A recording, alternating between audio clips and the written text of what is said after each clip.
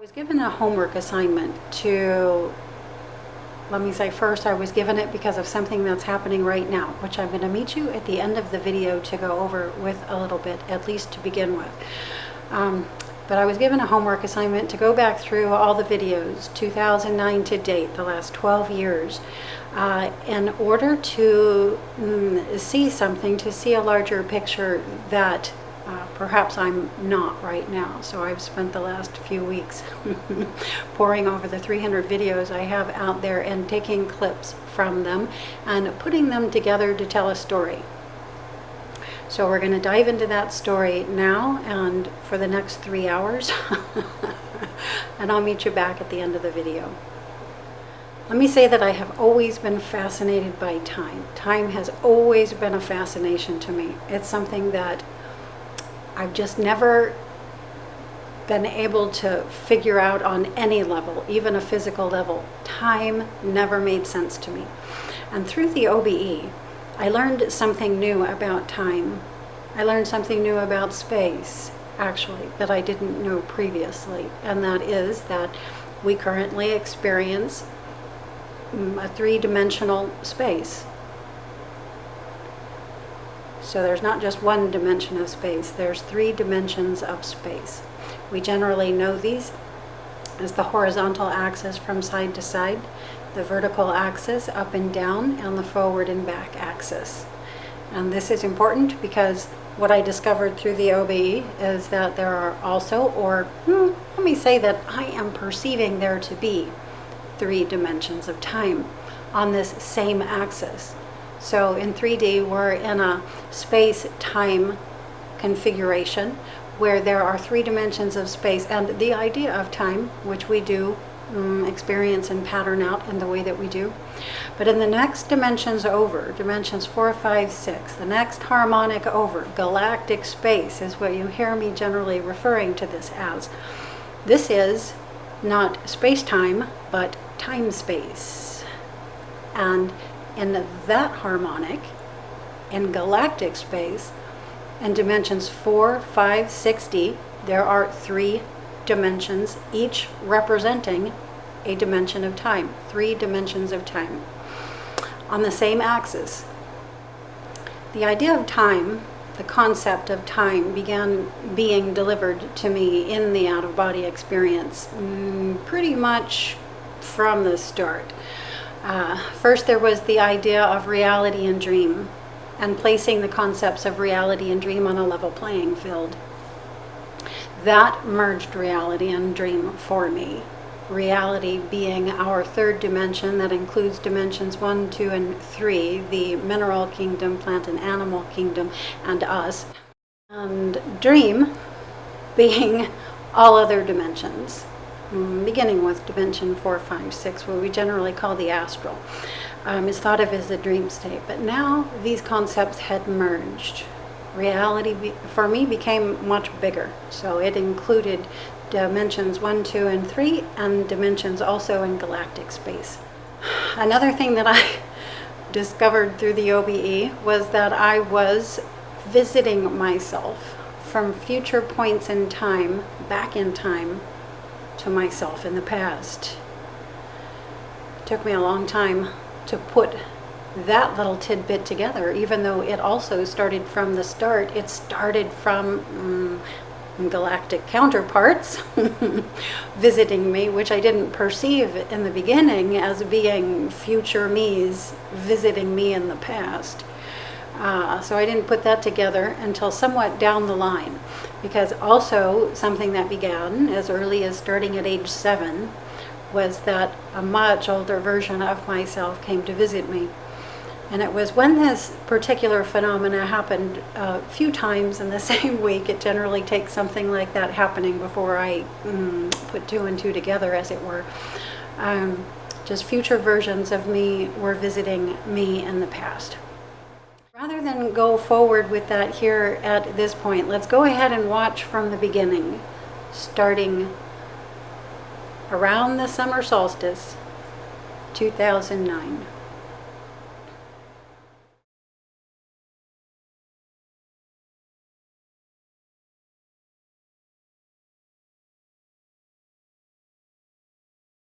From what I can see right now, it began about 8 years ago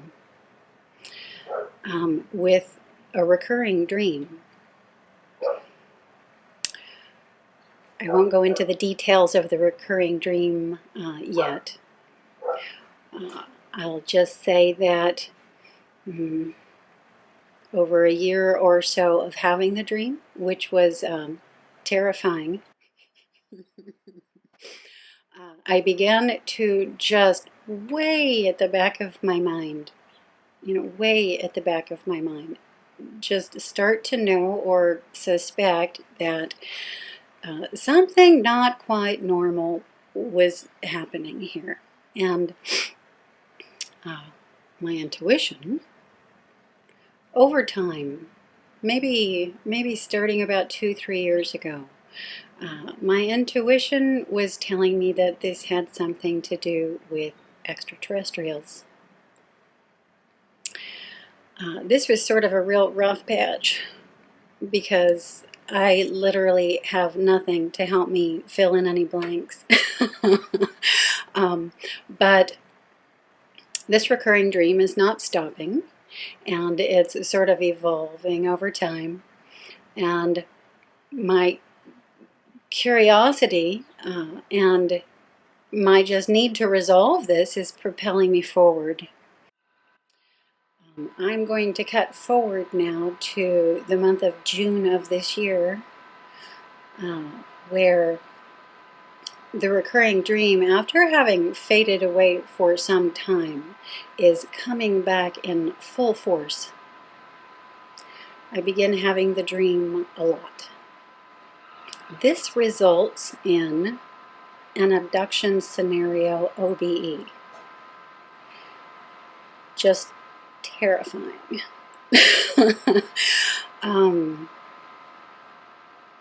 It starts by me hearing a voice. And when I hear this, I can hear myself being addressed, and I start to pay a bit more attention, and I come a little bit more awake. And this is when my vision comes in, and I can see that I'm in my room. It's night. I can feel myself. I'm floating up. I'm floating over toward the corner back there by the door. And I'm looking down at these two people, and I'm absolutely terrified and screaming for help. 1, 2, 3 times. And on the third time, I literally, from shock, pass out. So I phase out of consciousness.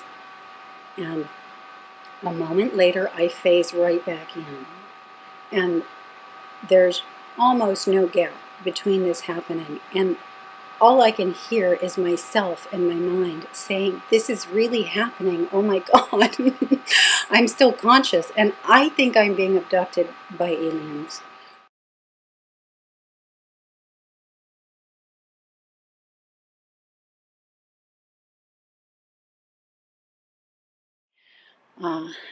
This video is going to be about detoxifying. Everyone's favorite subject, right? I guess it was about 5 or 6 years ago. It could have been more, but definitely 5-6 years ago. I started getting an intense pain in the back of my head, just right there at the top of the neck. I don't know what it was in particular or why it hurt so much. But for 3 months it did, and I was down. I was down for 3 months. That's probably also when the hot feet began, but that sort of climaxed and culminated at a later date. But these were the two things that I was experiencing in all of this that I inevitably had to investigate, because the situations were getting more and more intense, and to not do anything about it was no longer an option. In my case, I could see that there were two ways that I had cleared passageways. One of my pathways was simply that I don't watch the TV, I don't listen to the radio, I don't read the newspaper, and so I've sort of been out of being subject to a lot of the mainstream and mainstream ideas and mainstream advertising and brainwashing, etc.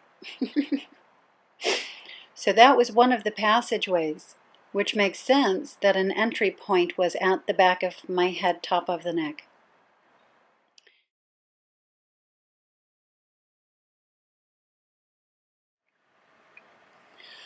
Okay, so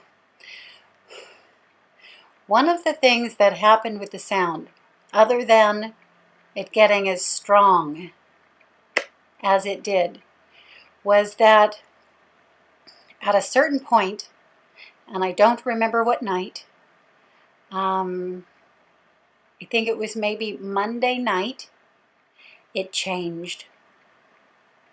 It was not just strong. For me, very rapidly, all of a sudden, it became crystal clear. So a lot less like sound, a lot less like static, a lot less like being slightly off the channel.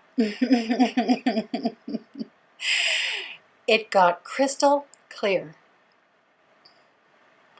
When it got clear like that, and it happened at about 10 p.m. at night as I was laying down to go into the night,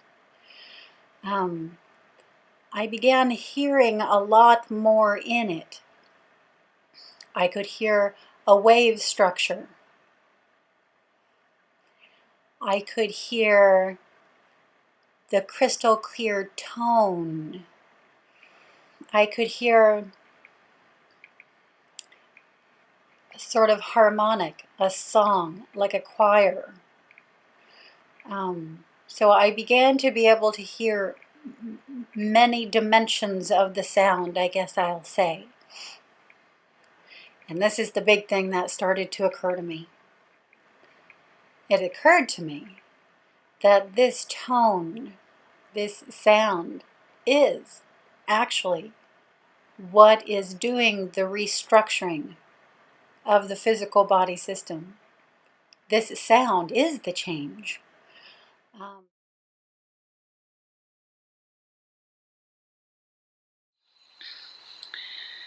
February 17th, 2010. I want to continue talking about the inside and outside of time thing here for just a little bit more.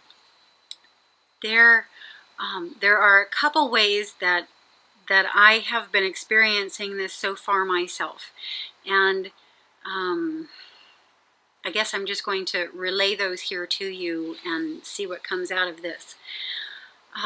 So in the morning, when I interrupt my sleep at about 5 or 6 a.m. and come over to a practice space for a couple hours, I lay down and do a horizontal meditation and simply remain present, and then just whatever happens, happens.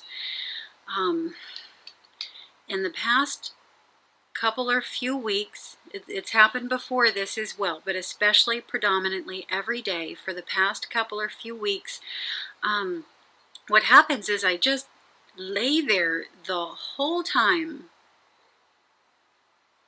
There's just 3D blackness and the odd, perhaps color swirls of hypnagogics. I'm just there, present, for like 2 hours. And then right near the end of the session, I'll get a download. It happens rapidly. It comes through in, I'll say, approximately 5 to 7 minutes. of everywhere I just was and everything I just did for the previous couple hours.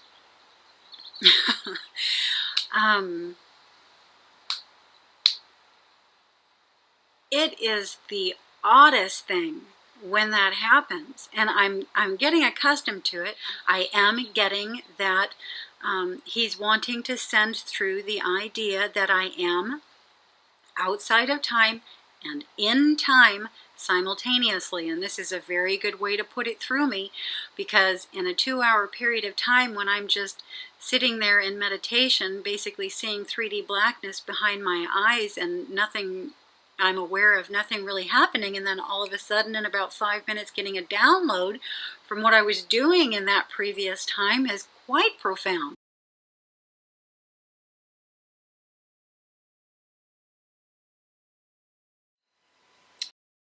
I'm dreaming.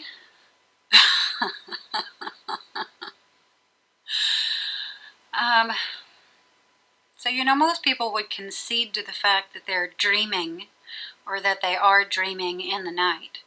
But not too many people are apt to concede to the fact or point of them still dreaming during the day when they're up in what they normally call their awake state. Not easy for me really either, but it has recently come to me the reason why the energies want me to realize that when I wake up in the morning and get up to start my day, I'm still dreaming. And that's because they don't want to startle me. They know that I don't like to be startled. They know that when they do startle me, it sets us way back. It takes us a long time to get over that and get on with the work we're doing. I know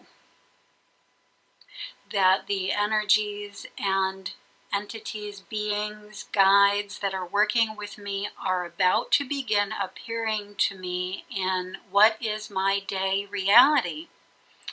They don't want me to be startled. I began seeing lights first, tiny points of light, swirls of color, just in the middle of the room during my waking reality. As when this started to happen, bright snowflake-like formations, brightly colored lights. I would see things disappear if I looked at them. They would go translucent and come back. Things like this. I began hearing the inner sound. So these are many of the signs of lucidity levels increasing in the dream, in the night dream and in the daydream. In the night dreams, we know when we become lucid, when we wake up in the etheric. For instance, if I were to wake up in my room would appear slightly different. The door would be on a different wall, or a piece of furniture would be somewhere where it isn't normally, etc. These kind of things can happen as well, and these sort of things have begun happening to me during my eyes open waking reality. Again, I won't go into them here because of the short parameter.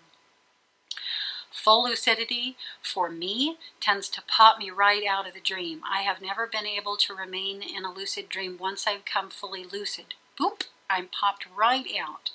And so this is when an OBE or a projection into what I would say is the sixth dimension, or fully into my soul. It's a soul integration that brings me out of the dream. At this point, I'm in a collective reality. I know I'm in a collective reality. I feel myself fully connected with everyone and everything, and the vibratory experience of this is just extraordinary. I've mentioned it before. The connection that I feel with everyone and everything is through a vibration that I have been referring to as bliss waves. I can only maintain it for a very short period of time. I can only handle it for a very short period of time. But my body is being prepared by the Kundalini energies to house this experience.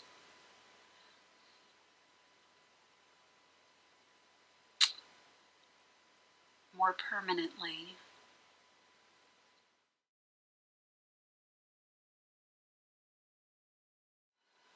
So one really interesting thing has happened over the last couple days. It happened last night. It happened the night before last night. At approximately the same time at night, I moved to the bed space to go to bed for the night. The Kundalini got me up. I came over to my computer and sat on the floor and had a perfect view out my south window. Perfectly clear night sky. One single bright, extraordinarily bright point of light hanging high up into the sky. It just seemed to me this was not an ordinary star, although it could have been. It seemed to me that it was not. And I found myself just, in my mind, addressing the star, just saying, if you're a ship, flash at me. Just to give it a try. And with my attention and full tritok on this point of light, as I said this, everything in my field of vision went black. And there was just me and this point of light. There was a connection, there was a contact made. This point of light and I connected. The entire event lasted approximately 10-15 seconds. And I went to bed. The next night, again, I went to bed at about the same time. The Kundalini got me up. I came over, sat at the floor by my computer and looked out the window. And lo and behold, it's there again last night. So I sort of did the same thing, although I didn't say, if you're a ship, flash at me. I just looked at the point of light, and I was wondering to myself whether or not this was the same point of light. And that's when it happened again. Everything in my field of vision faded to black. There was a pure tritok, the point of light, and myself. And just a narrowing in of the space between the light and me. Contact.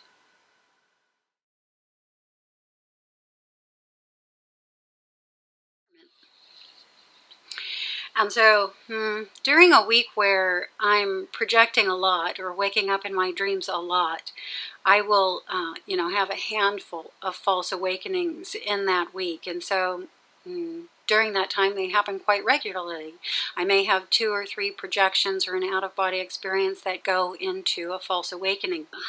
I don't know if I've ever brought this up before, but what happens is the energies will bring me awake very beautifully, the way I wake most mornings, into my room, into my primary reality.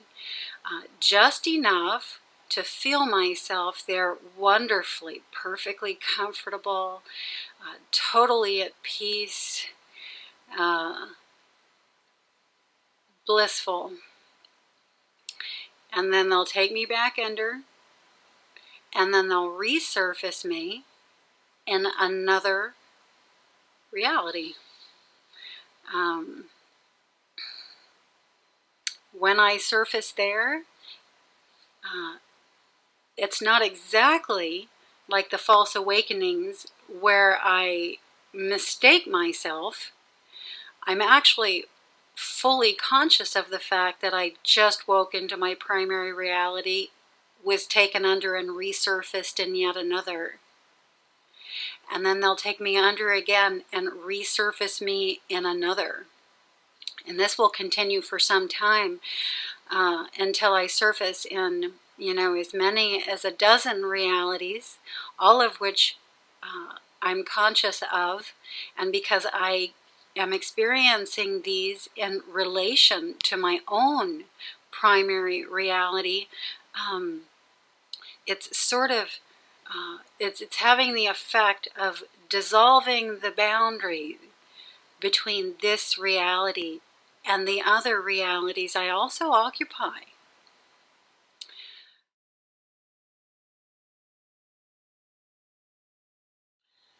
The visitors started coming by as early as my very first experience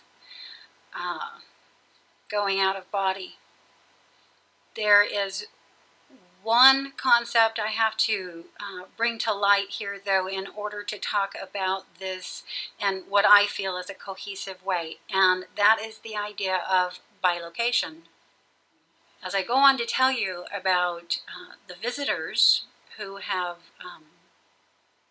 come to me to help me wake up further, I'll also be expressing this, the various ways that I have bilocated. Okay, so the very first person who came to help me out was a young indigenous boy, 15 years old. His name is Mesahari. He literally pulled me out one of the first times. Anyway, I met with him only briefly, enough to get his name, the tribe that he was from, and planet. There was another young indigenous boy who came with him that looked to be approximately 20 years old, that could have literally been him at a later age, also in the same room with me at the same time. So these aren't in any particular order from here on. I had a visitation from what we would more typically call extraterrestrials, and this happened one night when I feel I was literally the energies working with me and myself were attempting to literally physically teleport my physical body, meaning dematerialize my physical body from the room and materialize it in another reality. This other reality happened to be a spaceship that was up not too far above the house here. And so what happened was that attempt failed. But in the failing of it, my consciousness would go, but my body would not. And so it is, at the end of this event, my consciousness opened out into the etheric. I bilocated. I had a view of myself right here in the room, seeing myself in the bed. And I had a second view out in the sky, looking down at the house, and between me and the house was this craft.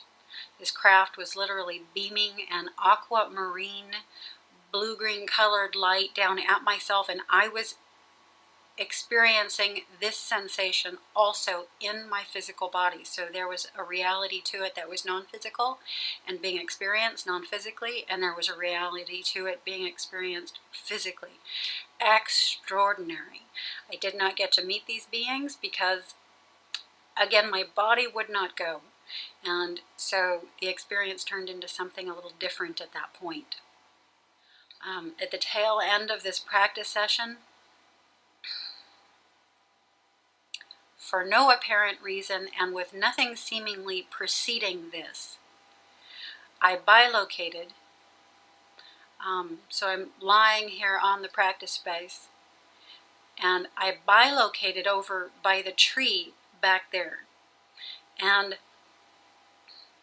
I was in orb form. And standing there by the tree, I was looking down by the head of my practice space, where I saw one of my first visitors after Mesahari. It was a 7-year-old indigenous Indian boy. A lot of my visitors are indigenous Indian. Again, clearly not from this planet. Humanoid in appearance. However, his race of beings naturally had no hair. He had this circular pattern that was embedded into his forehead. He was essentially naked, however, wearing a beaded string. And the way this was beaded, again, just extraordinary, not anything I had ever seen before. And this beaded string went around his head and fell down the back side of himself along the spine. And that was his full mode of dress. My consciousness literally just opened out long enough to see him. When I did bilocate into the orb form back there, he could see me. And he moved his attention from watching me here in the bed to seeing me over there by the tree. And he just slowly stood up, looking at me right in the eyes.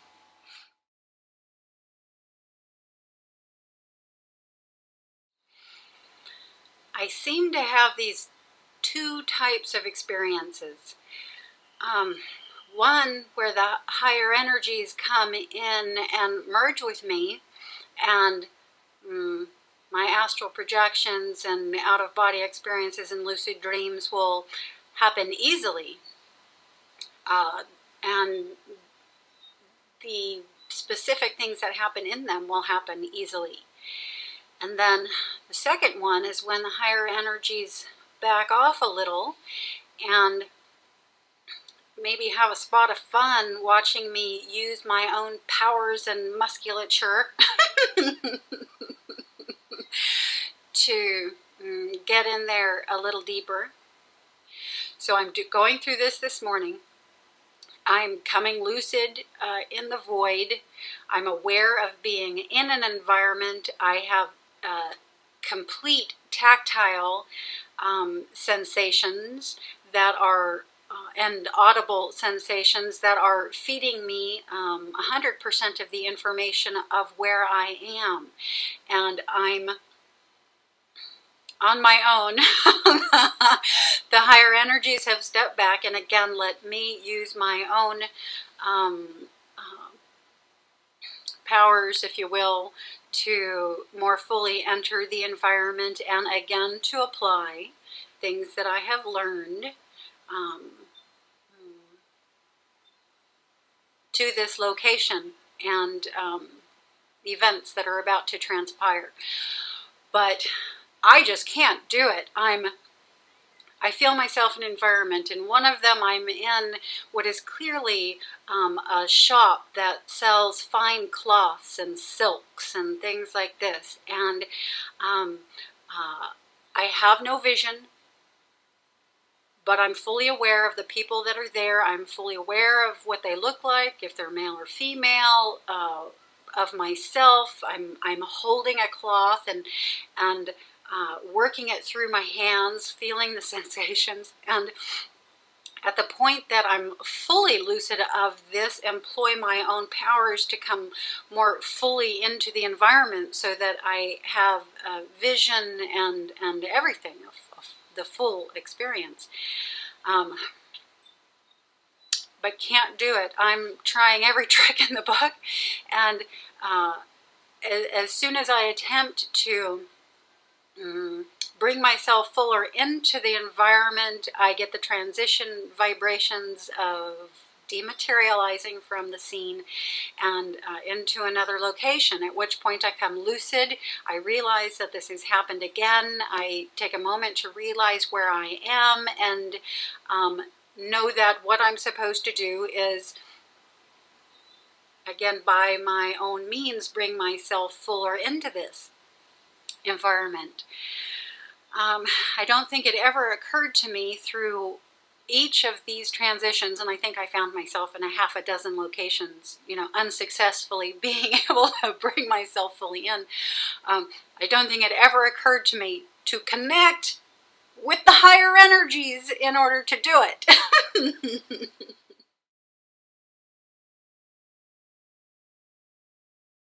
Another thing that is becoming more and more clear is the way. I don't know if this is common for everybody or if it is just my way, or maybe it is common for everybody, but the specifics to this are different for everyone. But the more I project, the more I realize and the clearer it gets that the way for me to shift from a physical focus to a non-physical focus, or from a physical environment to a non-physical environment, is to merge with sound. I live in Southern California, where the gardeners are always out at 6 a.m. with their leaf blowers and such, and this is when I practice projecting. And so I noticed that if I didn't let the sound of all the leaf blowers get to me, if I instead just opened up and listened to the sound, the way I would listen to a teacher when I'm at satsang, if I opened up and really listened to the sound, I could somehow get myself inside of it, and I would go into vibration. I would start experiencing myself as sound. And when this happens, I shift. I shift from physical to non-physical, depending on the degree and depth to which I've merged into the sound, and how much energy I have to project. Meaning, if I just projected yesterday, you know, I may not have the energy acclimated to the point where I could fully project today, but say it was a week later, then I'd be able to fully project. It takes me clean through. I'm in the future. I am in a futuristic version of the Las Vegas casino, the Rio. In my astral projections, I very rarely walk or fly to get anywhere. If I have the idea of looking around for someone familiar, I'm probably going to transition into a location. I'm going to dematerialize and materialize where someone familiar is going to be. And this is what happens. I transition and find myself in what could have been, you know, one of the nightclub areas. The space is dark, the room is full of people, everyone's sitting around with drinks, and I come straight in, I see who I'm looking for, and sit down in front of this man as a few syllables roll off my lips, which was supposed to be his name. Got his name wrong. I felt like I knew it at least 60% of the way, but got it wrong. And these people, this man is looking at me, and a short conversation ensues about why this is exactly the reason I may not be the right person for this job. And I'm still not fully aware of why I'm here yet, but I know that I want to tell this person who I am, meaning Casey. It's Casey that has shown up in this persona, and I was going to tell him how I got here. I ask him if I can speak with him privately. He says yes, and we get up and start walking somewhere private when I transition again. The next place I come into is, it's still the Rio Casino, but now we're outside and we're in a tram, and the tram is full of other people. It's here where it becomes clear that I'm part of a renegade freedom fighter group. I'm the leader of this group, and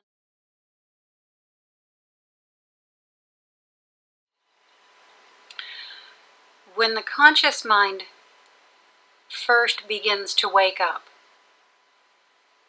to the subconscious and superconscious, when it begins experiencing what's beyond itself, the fight or flight response is triggered. I know it was triggered in me. But this response can be minimized. It can even eventually be superseded. At night when I lay down,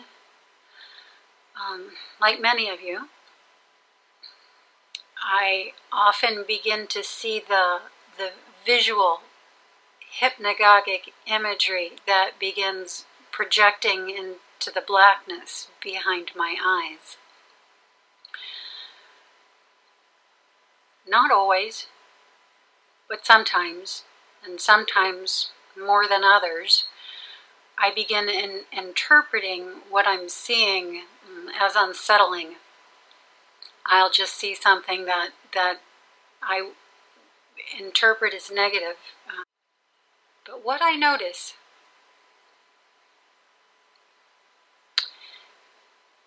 is that if rather than proceed into fear, stop what I'm seeing entirely just by opening my eyes up out of it, if rather than proceed into fear, I instead inwardly ask, what am I seeing? Then the appearance of what I'm seeing and or my experience of it and or both begins to change. I'm somehow magically moved from the duality, from the poles of positive and negative experience in toward a more central, neutral position where I can unblinkingly witness. And it's in this way that when the alpha wave rolls in, I am very often able to stay present for it. I shift and step into another reality. It's important to realize that the cities are byproducts. As a person comes into a fuller realization of self, they arrive. It's important to see the whole picture there. The more fuller realization of self, the coming together of subconscious and conscious, superconscious, subconscious, and conscious,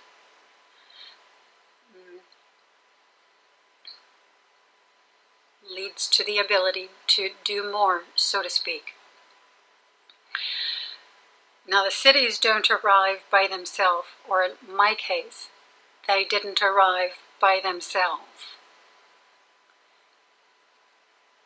Entities, beings, arrived with them to help me through the new situation.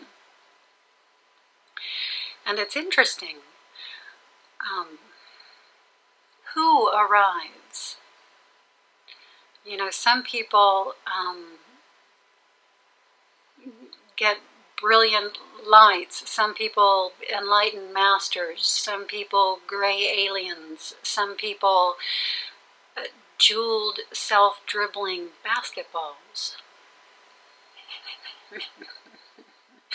You gotta love Terence McKenna, right? I get indigenous Indians, always indigenous Indians, and the entities tend to arrive for me during what I would term the classic OBE, when my consciousness shifts from the physical into the etheric version of the room I am physically in.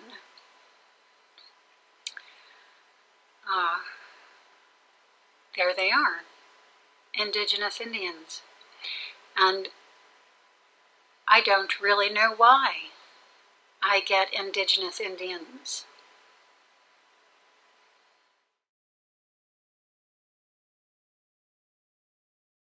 I think we listened to like 5-10 minutes of phone calls into the UFO hotline. And, you know, another small conversation about this ensued. And I asked her, you know, have you ever seen anything odd up in the sky? And long story short, I just ended up telling you that, you know, I never really had, you know, not like what I hear other people, you know, saying with, objects and things like that. No, nothing like that. And that night I went to bed, and in the morning had 2 etheric projections,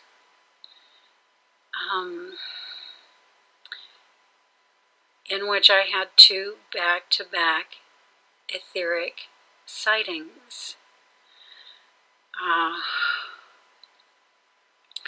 One was from what appeared to be an alternate reality, Main Street, Santa Monica, although it could have been this one, at a different time, who knows. And the other one was from a park in the Summerlin area of Las Vegas, where I'm from. And the reason I wasn't going to talk about this is because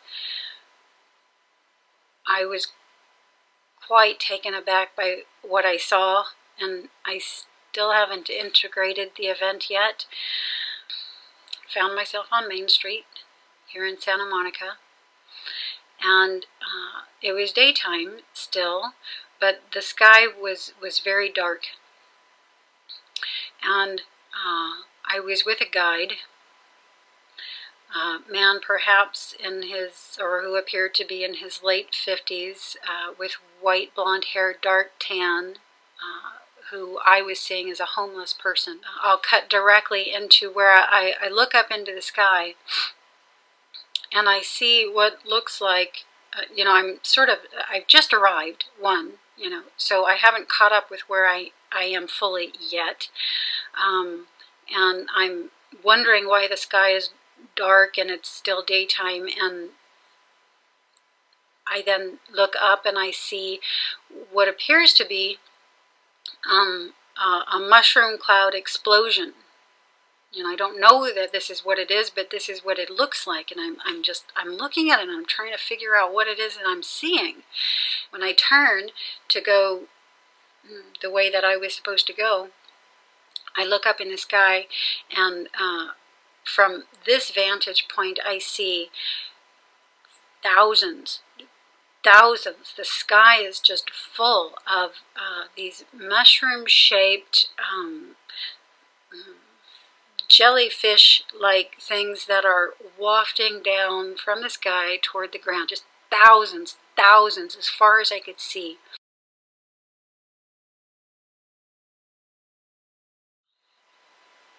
This is really hard to describe. What I saw, well, the colors up in the sky, let me say, are slate gray and white, like if mist and clouds and stuff were on a gray sky. And as I was looking into this, I began to see a deeper slate gray and a very specific geometrical shape. This is a huge craft that is has this sort of geometric type design to it. Slate gray in color, absolutely enormous, and in front of it are all of these pinhole size dark points. Compared to the craft, they were pinhole size anyway. I took those to be individual craft, and the very large thing to be something more like a mothership. But they're just thousands of them everywhere. And and I look to the person I'm with, and I'm asking him, like, do you see that? And he's looking up in the sky, and as he's looking up in the sky, he sees it and goes into a bit of shock himself over what he's seeing, and we crash the car into the park. Some things occur from here as well, and I meet some other people, but the feeling is the same. People are now seeing this, and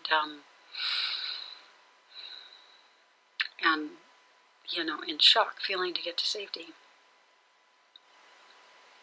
It's hard to describe the feeling. I suppose I could say I was still in shock. not wholly accurate, but something like that, speechless, not knowing what to think, not really knowing what I just saw, not really knowing what just happened.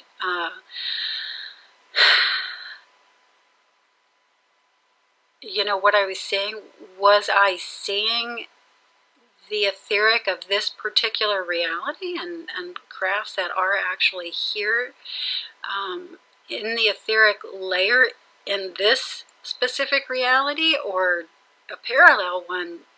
You know, the fact that it could have been this particular reality I was seeing the etheric bandwidth of was blowing my mind.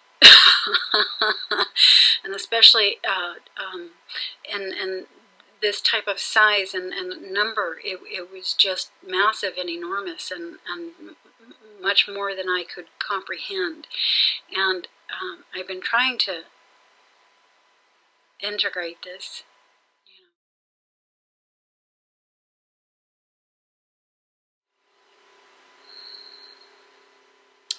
My experiences are changing. You know, it often makes me get the idea that maybe I'll start doing something a little bit different with these videos.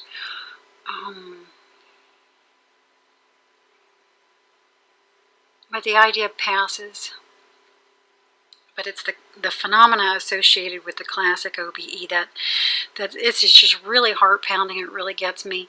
And, you know, OBEs for me tend to happen in the middle of the night, you know, at about 2 o'clock in the morning. You know, it's dark out, just the feeling of everything at that time is different than in the morning. I've always tended to be more of a morning person than a night person, so it's more comforting for me for it to happen once the sun has come up for some reason. But recently, I've really been diving into just eliminating my fear, you know, of these events happening in the middle of the night when it's still dark out. You know, it's a whole nother line of stuff that gets worked with.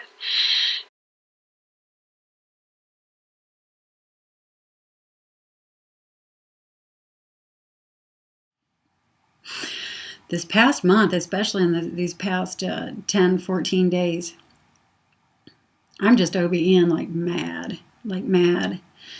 A new piece of information has come through that is showing me in my experiences, or letting me know that in my experiences I'm applying a filter, a visual filter, to see things in the way that my conscious human mind can handle. The reason I'm bringing this up is because in one of my last out-of-bodies, this was an AT contact experience, and the being that I was with in this particular event was encouraging me to let go of the filter. I had no idea in the experience that I was even applying a filter. And the first thing I see is that there's someone here with me. And the person, and I say person because he looks like a person at first, here with me is a young man, basically the same colorings as myself. And as I come fuller into his energy field, this is what's creating the lucidity in me.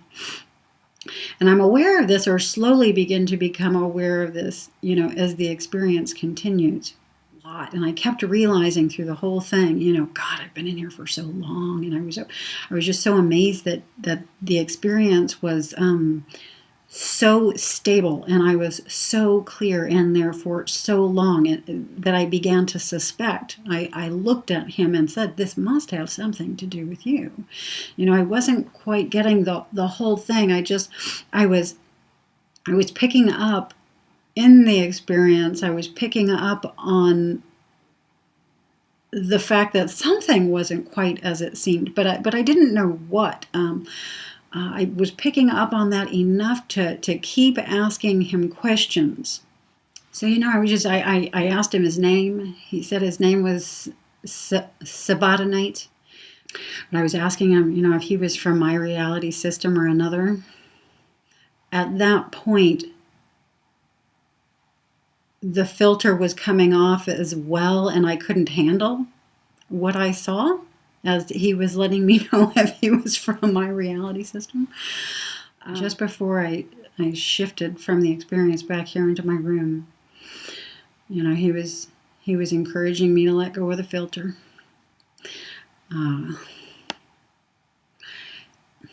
He really didn't word it that way. What he was saying had more to do with being in a free state, unencumbered. And he was really putting through this energy. He wasn't just saying the words. It was an energy that was radiating out into and through me. And I'm sure this is what, loosened the overlay I was applying on top of everything, to see things in a way that was more comforting to me. But just before I shifted back, the filter came off.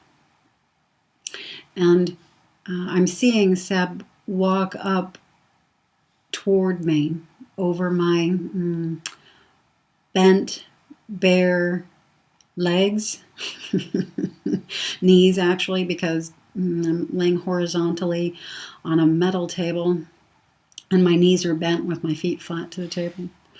And so I just sort of see him walk up from behind here as he's walking by. And I was realizing so much all at once. I was realizing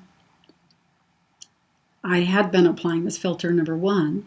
Number two, I realized he wasn't the human male I thought that he was. Number three, I realized we were never out on the sidewalk and never in that room. That we were here, and what could have been perceived of as a craft, I did perceive of it as a craft. The whole time since leaving my room here. And it was just so much all at once. But he was humanoid. He was humanoid, but as white as paper.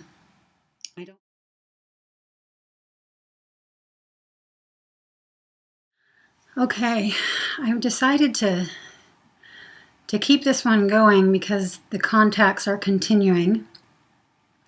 And maybe this will help me keep my mind focused in the clearest way possible on this so that I can keep, or not keep,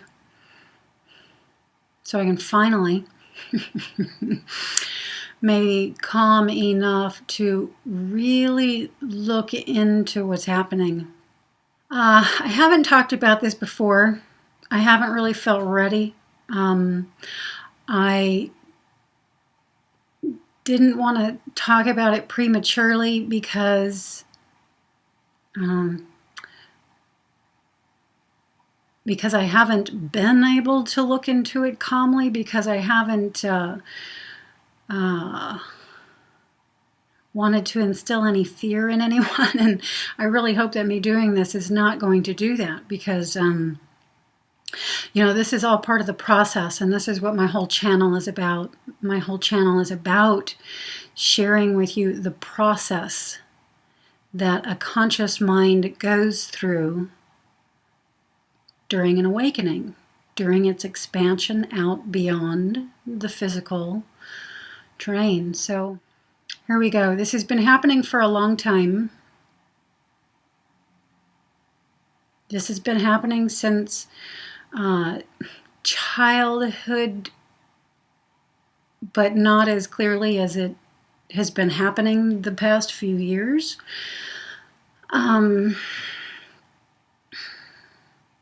There is something that begins happening with me at the onset of many nights,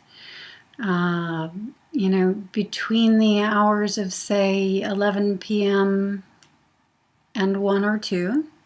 After this, the events change. The type of out-of-body experiences that I have, completely change. It's more school learning guides coming into reality systems that other members of my soul family are living in, and sort of getting to know them. It's more fun.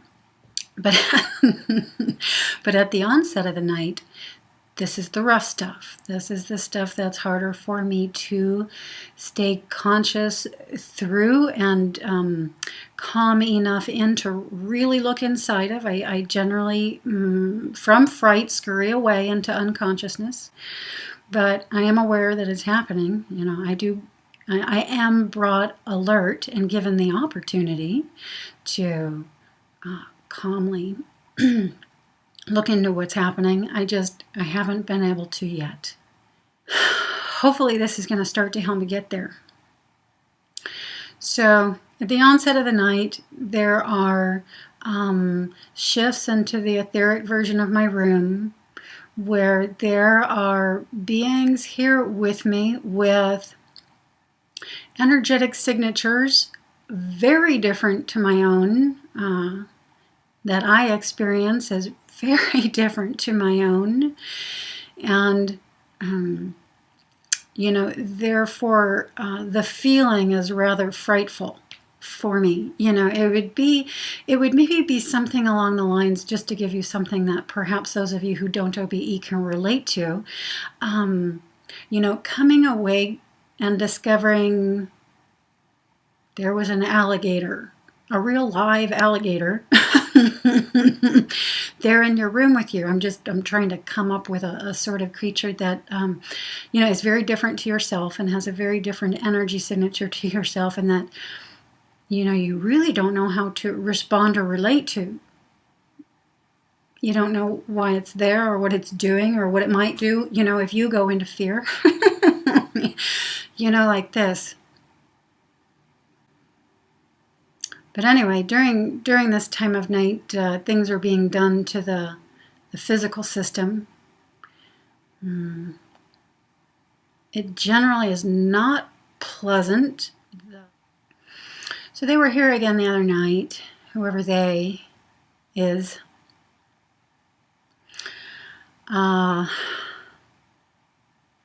There's just this sort of, you know, feeling through my body system.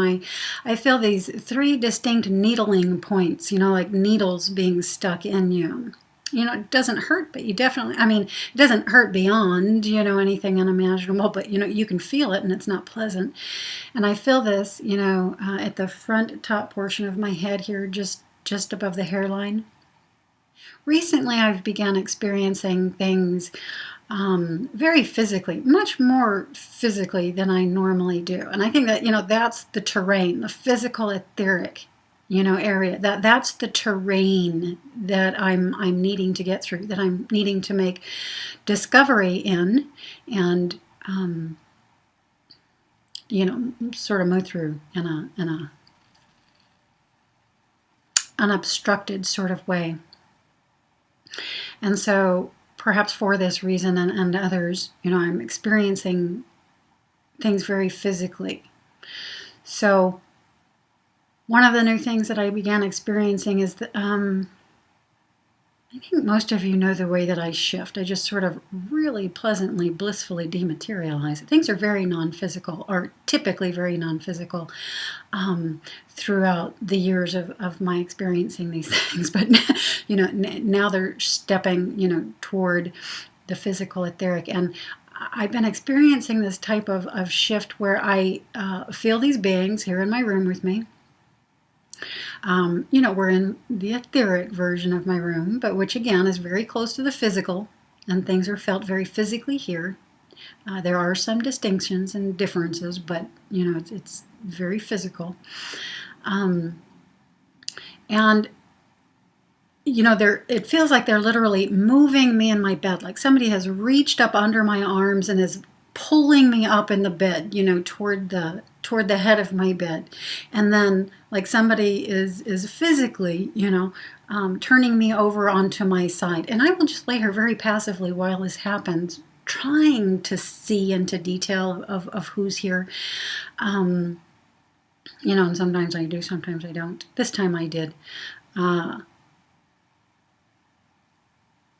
you know, I'll sort of be rotated in these various positions. And it generally takes 3 of these very physically felt type moves before I'm fully, you know, out in a whole nother location.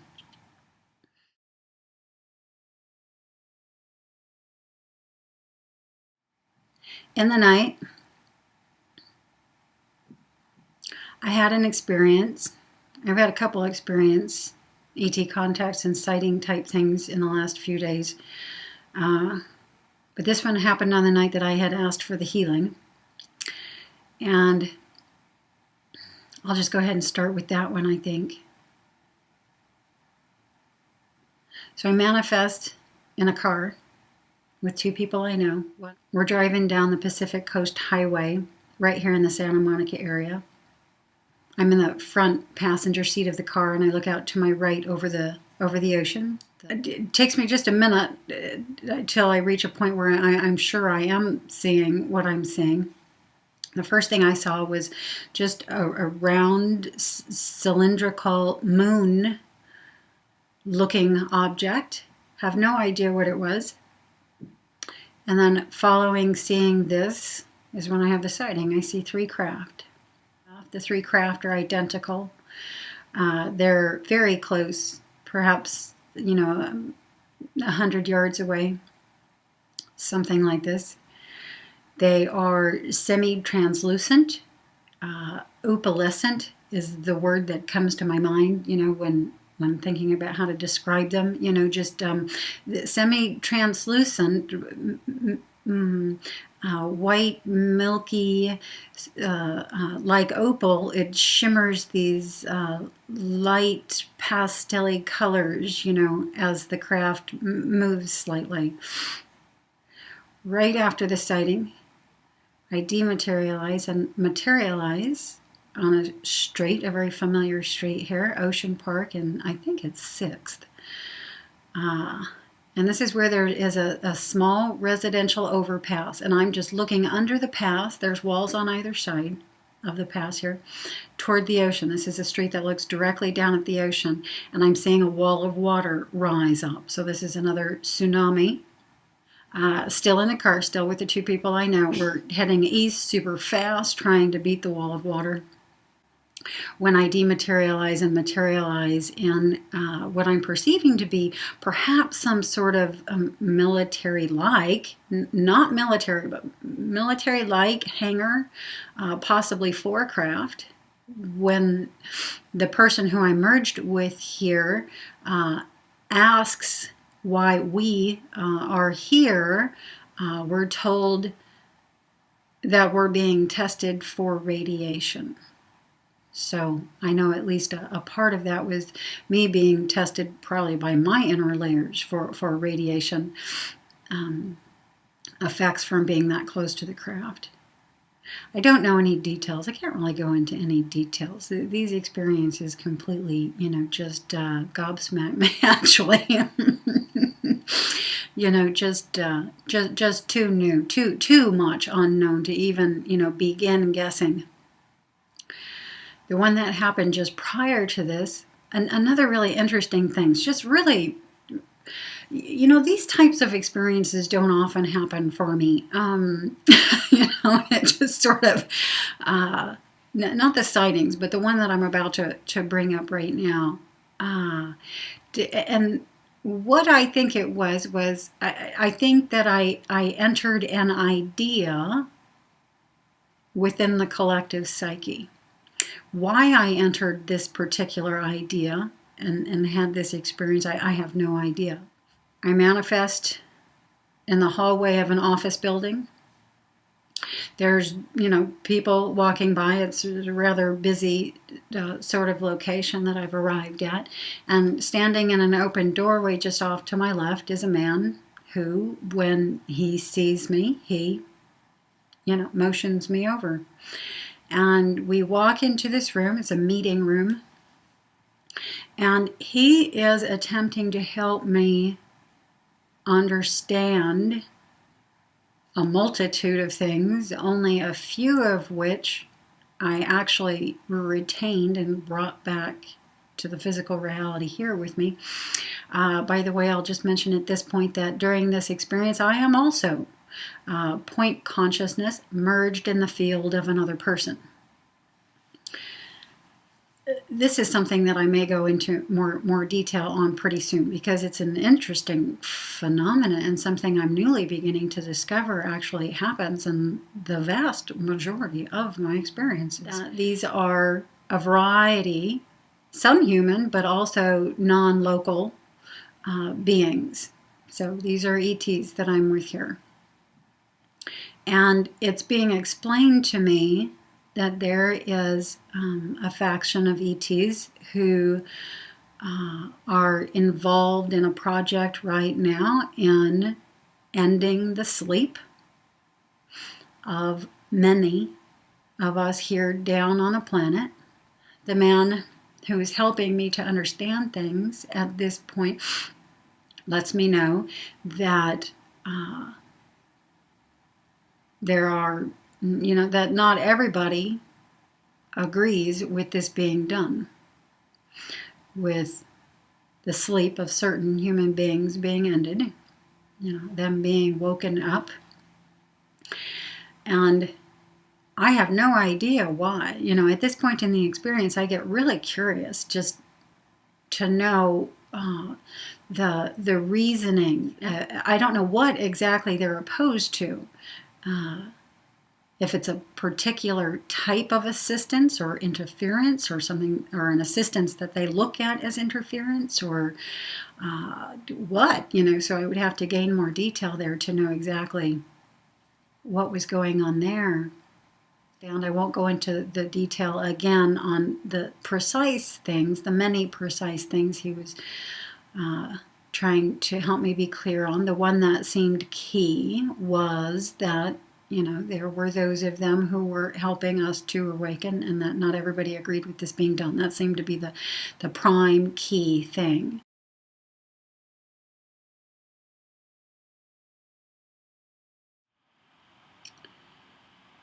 The frequency at which my OBEs are taking me into the future probability of tsunamis off the west coasts of California is increasing.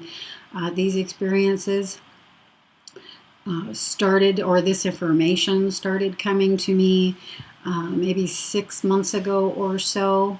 The information is coming through at just a more increased rate. I'm having quite a few experiences that are that are putting through more than just the information of this probability, but sort of putting through something that I feel maybe I'm not getting. So like my inner layers are putting through the information, but because I'm not getting it, they're putting it through more and more persistently. The first experience I had was many months ago. I was taken onto a bridge in the San Francisco area. I don't know which bridge, and I don't know where I was in time. I simply know that the location was one of the bridges in the San Francisco area. I arrived just as the event was about to take place in climax. The waves were beginning to really get rocking, and the bridge was starting to come up, and the wall of water was beginning to rise. I had manifested onto the bridge in a car. And from the back seat of this car, I'm witnessing the event. As I look around at what's happening, there are mass extraterrestrial craft at the site during this event. Right now, I'm not remembering a lot about those craft other than they were disc shaped and very material. But there were hundreds of craft around, and that struck me. I don't know why or what the extraterrestrial craft have to do with these events. That's a question that I currently have that has not yet been answered. The wall of water rose. I was in panic watching the wall of water rise. The wall of water overcame us. We all went under, and just the sounds of the rush of water and the crunching of the bridge and the cars was prevalent in my experience, although at the same time I could feel and hear the thoughts and feelings of other people. The next event happened here in the Santa Monica area. Again, I'm in a car. I materialize in the passenger seat of a car. We're driving along the coast highway. In the area sort of just down off the California grade. And again, I see extraterrestrial craft. This time not in mass, there were 3 craft. And these craft were less material. They might be more along the lines of what people would refer to as light ships. I dematerialize from here and materialize on a nearby street, Ocean Park and 6th. Ocean Park is a street that looks directly down at the ocean, and again I'm witnessing a tsunami. I'm witnessing the wall of water begin to rise. This time, from that location there on Ocean Park and 6th, I'm in a car heading east away from the water, trying to beat the wall of water this time. So I guess semi-differently from the first experience where I'm on the bridge and literally trapped, can't get away. This is going to be something fully experienced. Now in this experience, although very close, 6 blocks from the wall of water coming up, there is a mode of getting away from it.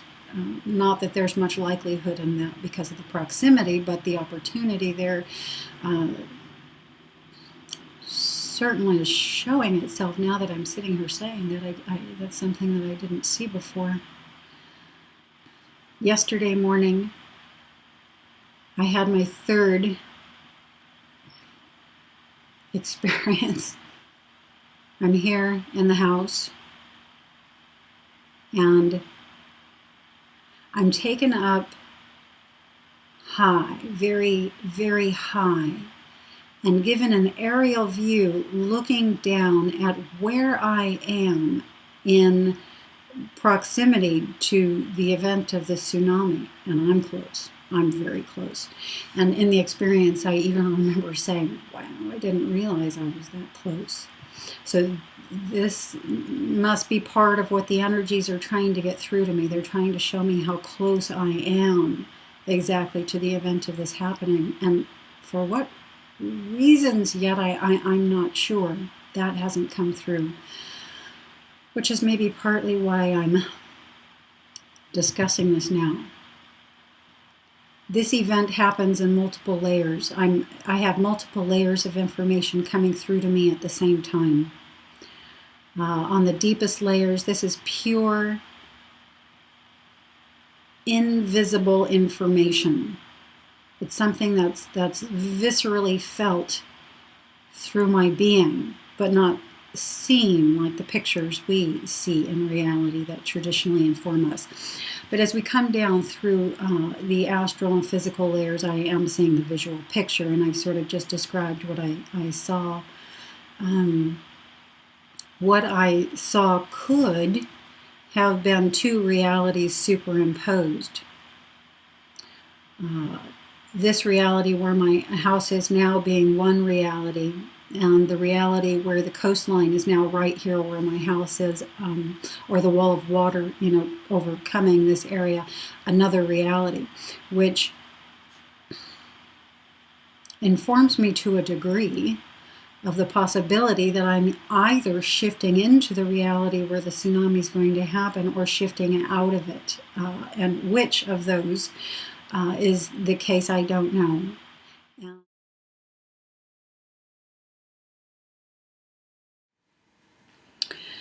So one of my very first experiences was what I call an etheric body examination. Some may even call these physical body examinations.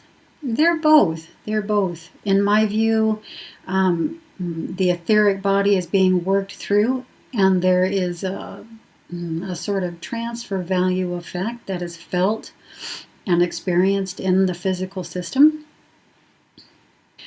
My very first one was just, I had no idea what was happening. I didn't know anything about out-of-body experiences when my experiences first began. And so, I was a bit crazy in my mind. My heart was beating out of my chest. I had been taken out of my room and placed in a room. The room was cold. I felt like I was on just a flat, hard steel table.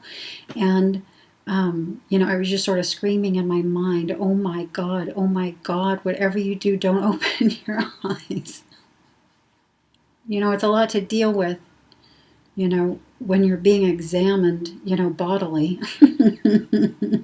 And that may have something to do with it, but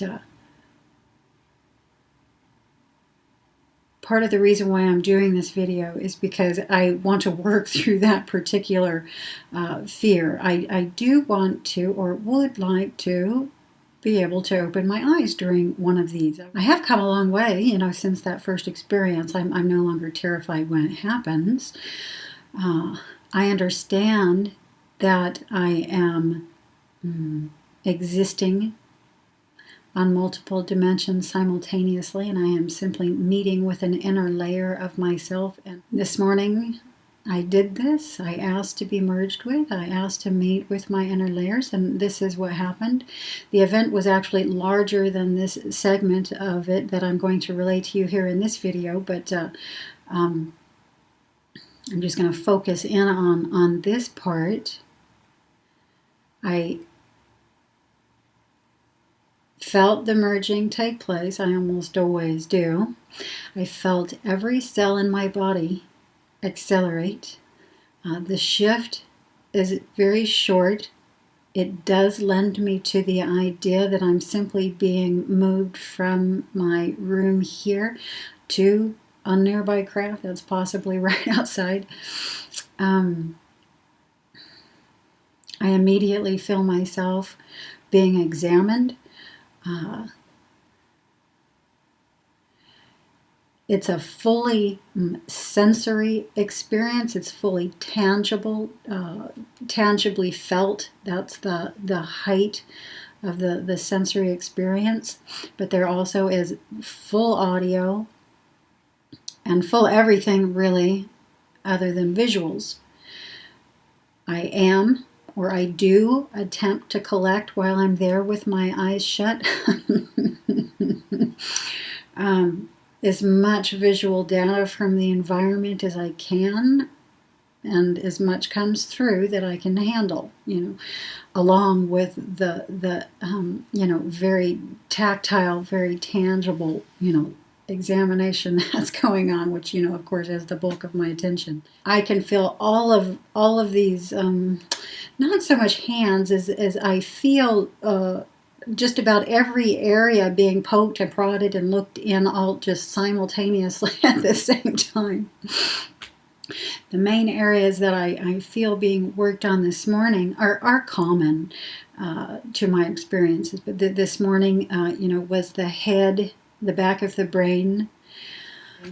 The second area was my nose. It felt like there was this large device attached to my nose, and it had characteristics to it that held my nostrils flared wide open, like as wide open as they could possibly go.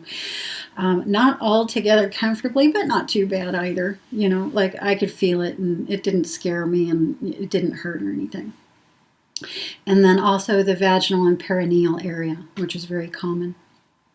I know that they're just checking to make sure that I'm okay, and that if they did perhaps find anything wrong, they would simply fix it, and I would get to experience that fix in my physical body, without having to physically go to a doctor here. They sort of do it, they just do it for me. I'm also given various upgrades.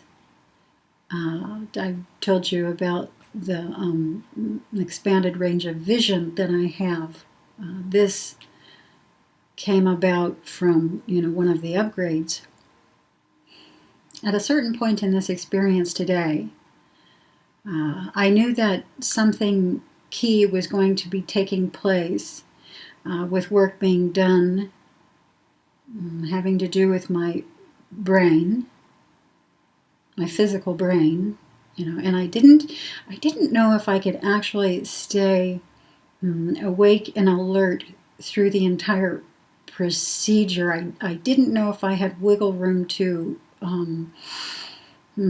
put my attention elsewhere if it got to be too much. I began to feel slightly claustrophobic because I wasn't sure I would have the room to shift or move if I needed to. And I mean, just immediately with this thought coming into my awareness, they shift my attention. And now it seems like I'm more like in a day spa, having my head massaged and my hair washed, which was heavenly.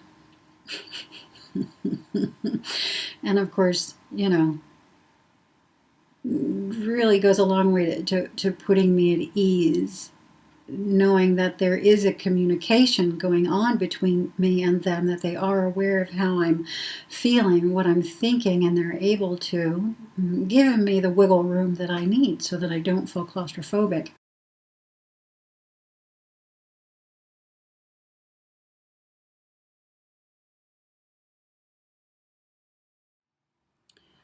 Prior to my first conscious out-of-body experiences, I was experiencing two anomalies. The first was a tightness or tension or pain at the back of my head, top of the neck. The other were getting hot feet, most especially going into the night. These two things were accompanied by a recurring dream, a very precise recurring dream that would happen periodically at times, and then a lot at other times. These things happened for a decade prior to my first conscious out-of-body. During this wait time in my physical matter reality, I was also experiencing my range of vision expanding. It took me almost the whole decade to even realize this was happening, because it never occurred to me that I was seeing anything out of the norm. It didn't occur to me that I was seeing anything that other people didn't see. But for instance, I began seeing the particles that compose space and everything we visually see. I began seeing these snowflake-like formations of brightly colored light through people's physical structure. Many other things as well. 360 vision here, and again, other things. But again, it didn't strike me as odd. In fact, very little ever did strike me as odd. I began waking up in the night for just moments into these strong electrical currents flowing through my body. And it took this happening a few times in the course of a week for this to begin staying at the front of my awareness. It had happened previously, but it just went right to the back of my mind and got forgotten. This week, because it happened so many times in the course of the same week, it stayed to the front. I began to see an association with the hot feet. I began putting these things out to people that I knew in my physical reality.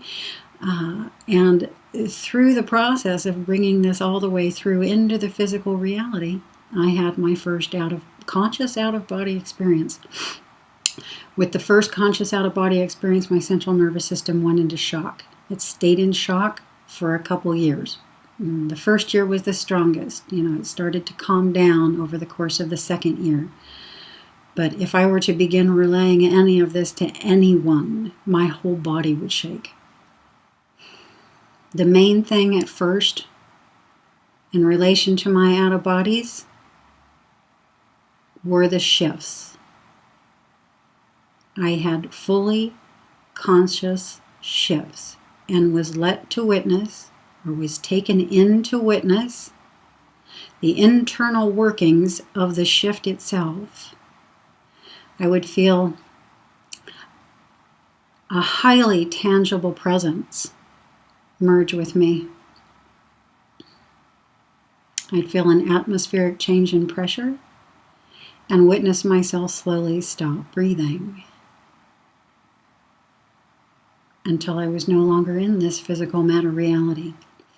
Once I was able to hold the fundamental awareness of this internal working of the shift, I was let to experience many frequencies of vibration. I was let to experience many different types of shifts.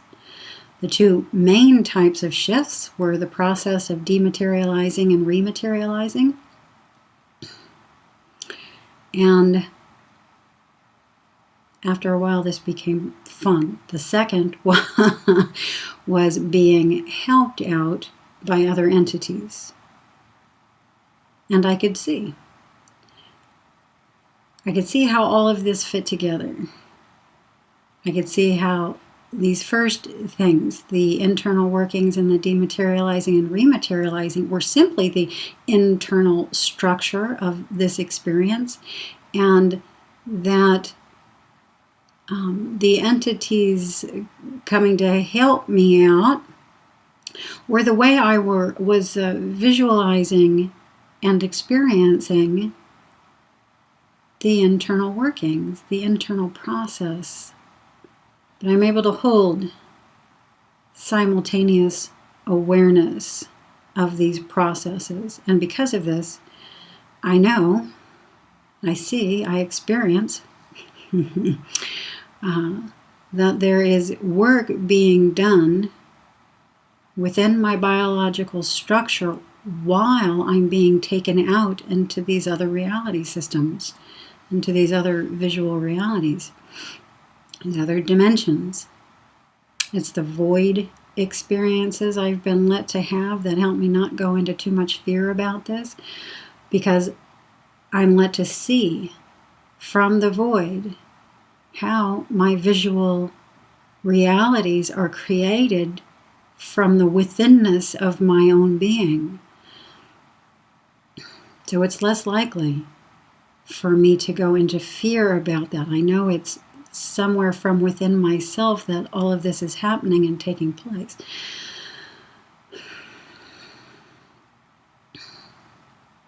It often is the ETs that help me out. The majority of my experiences right now currently are ET contacts, but they're also visits into future probabilities,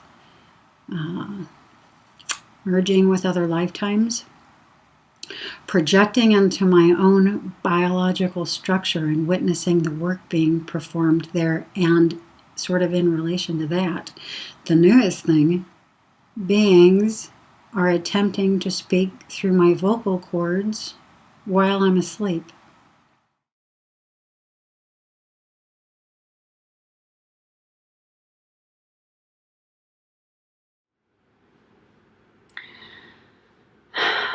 "5 years. I sort of don't know how to begin. So instead, I think I'm just going to go to a specific point in time where I relayed to you all through my reporting that I had been directed to find a crystal. My crystal was the directive. And that turned out to be pretty key to who I am and what I'm here to do. I subsequently was brought back into connection with the Crystal Kingdom, utterly unbeknownst to me why.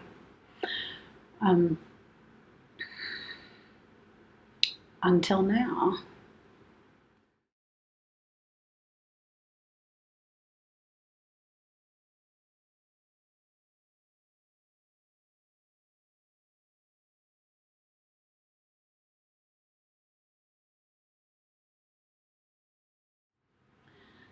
Let's get clear about contact.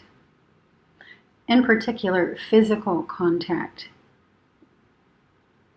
And more in particular, what I mean when I say physical contact with extraterrestrials, with galactic consciousness.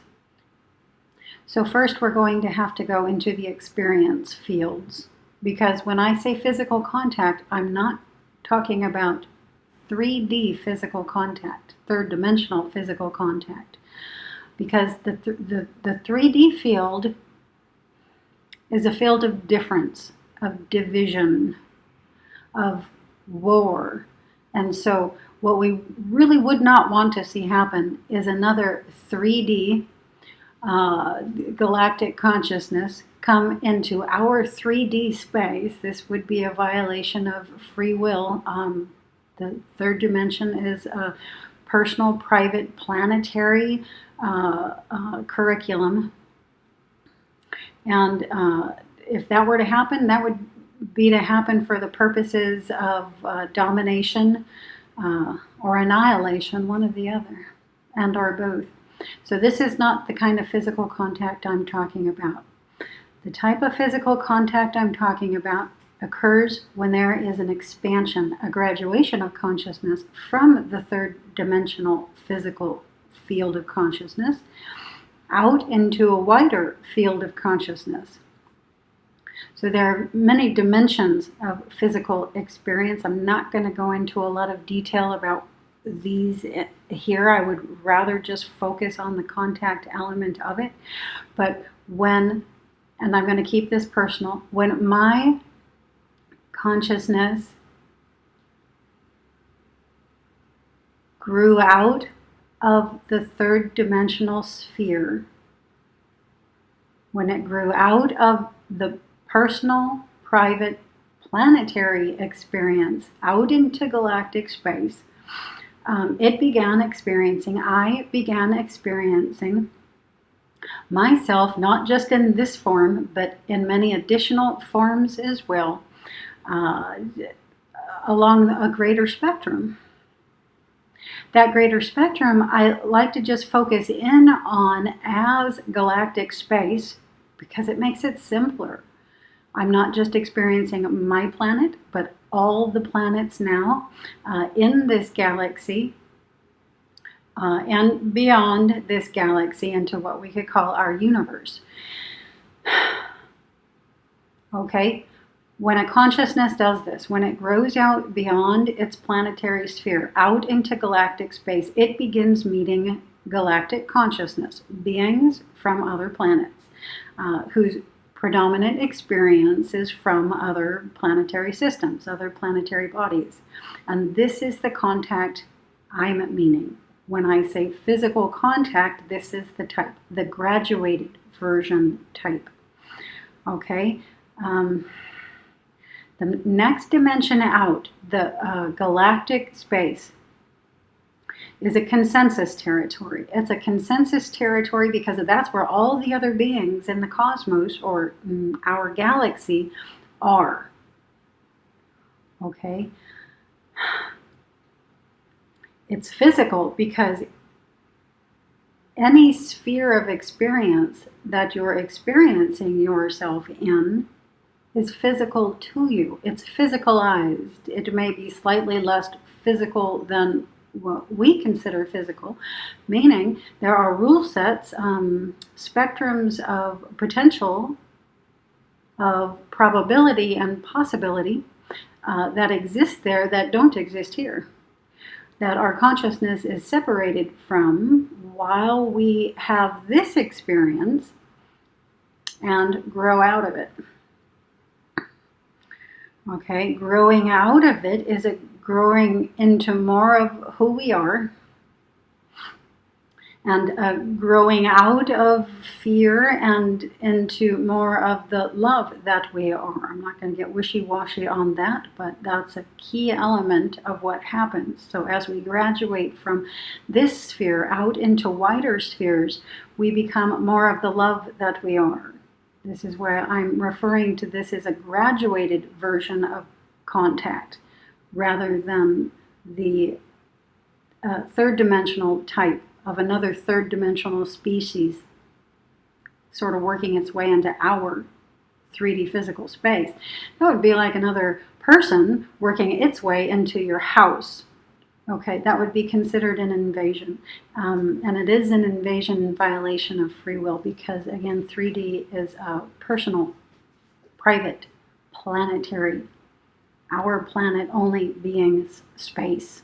All right, that's all really hard to say. I hope that came through somewhat clear and that you have an understanding of that now, that there are various forms of contact, ones that we definitely probably don't want to experience. If someone does, they certainly can. But I'm experiencing the other variety. The variety that happens, again, when the consciousness grows out of the planetary sphere and into the galactic sphere and space and begins experiencing our galactic neighbors. So that's the type of contact I'm referring to. Now, for me, the fields have merged. So there isn't an out-of-body experience and an in-body experience. There's a planetary level experience where I can't get off of my own planet. And experience is solely here. This is a constraint pattern. This is a constrained area. It's constrained so the 3D experience can take place.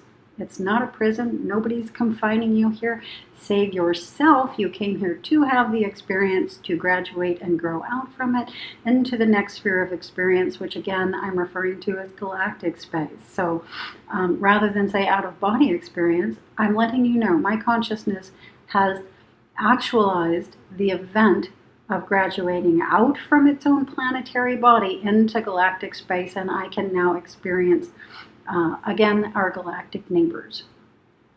Okay, all one, all at once. So if you want to see it in a fuller spectrum, rather than separating the fields of reality here in 3D and out-of-body experiences somewhere over there, but maybe it's just in my mind and I'm probably just making this stuff up. It's not how it works. It's all consciousness, it's all one, it's all at once. Cosmically, universally, galactically, and planetarily. These are the graduations, the gradients that consciousness, again, grows out into. And it's a phenomenal experience to experience from the 3D spectrum. I mean, I'm getting goosebumps even just now here talking about it. It's a delight. Yes, there's some fear that pops up in there, but just shove the fear into the back seat. Let your curiosity ride the front, and have the time of your life. Don't let fears stand in your way. Don't let belief systems stand in your way. We're love. We're consciousness, and we're consciousness growing. And there's no wrong in that, there's no right in that, it's just what is.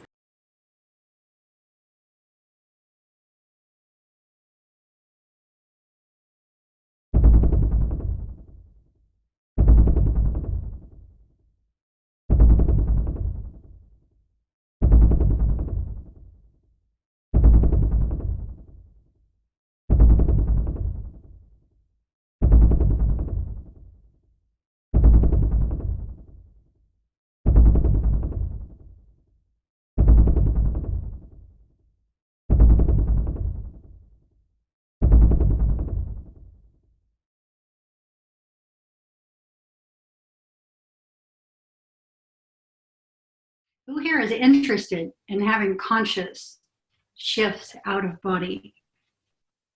Okay. For everyone? Okay. All right. Everybody's central nervous system is ready? We're sure. Oh, that's right. Well.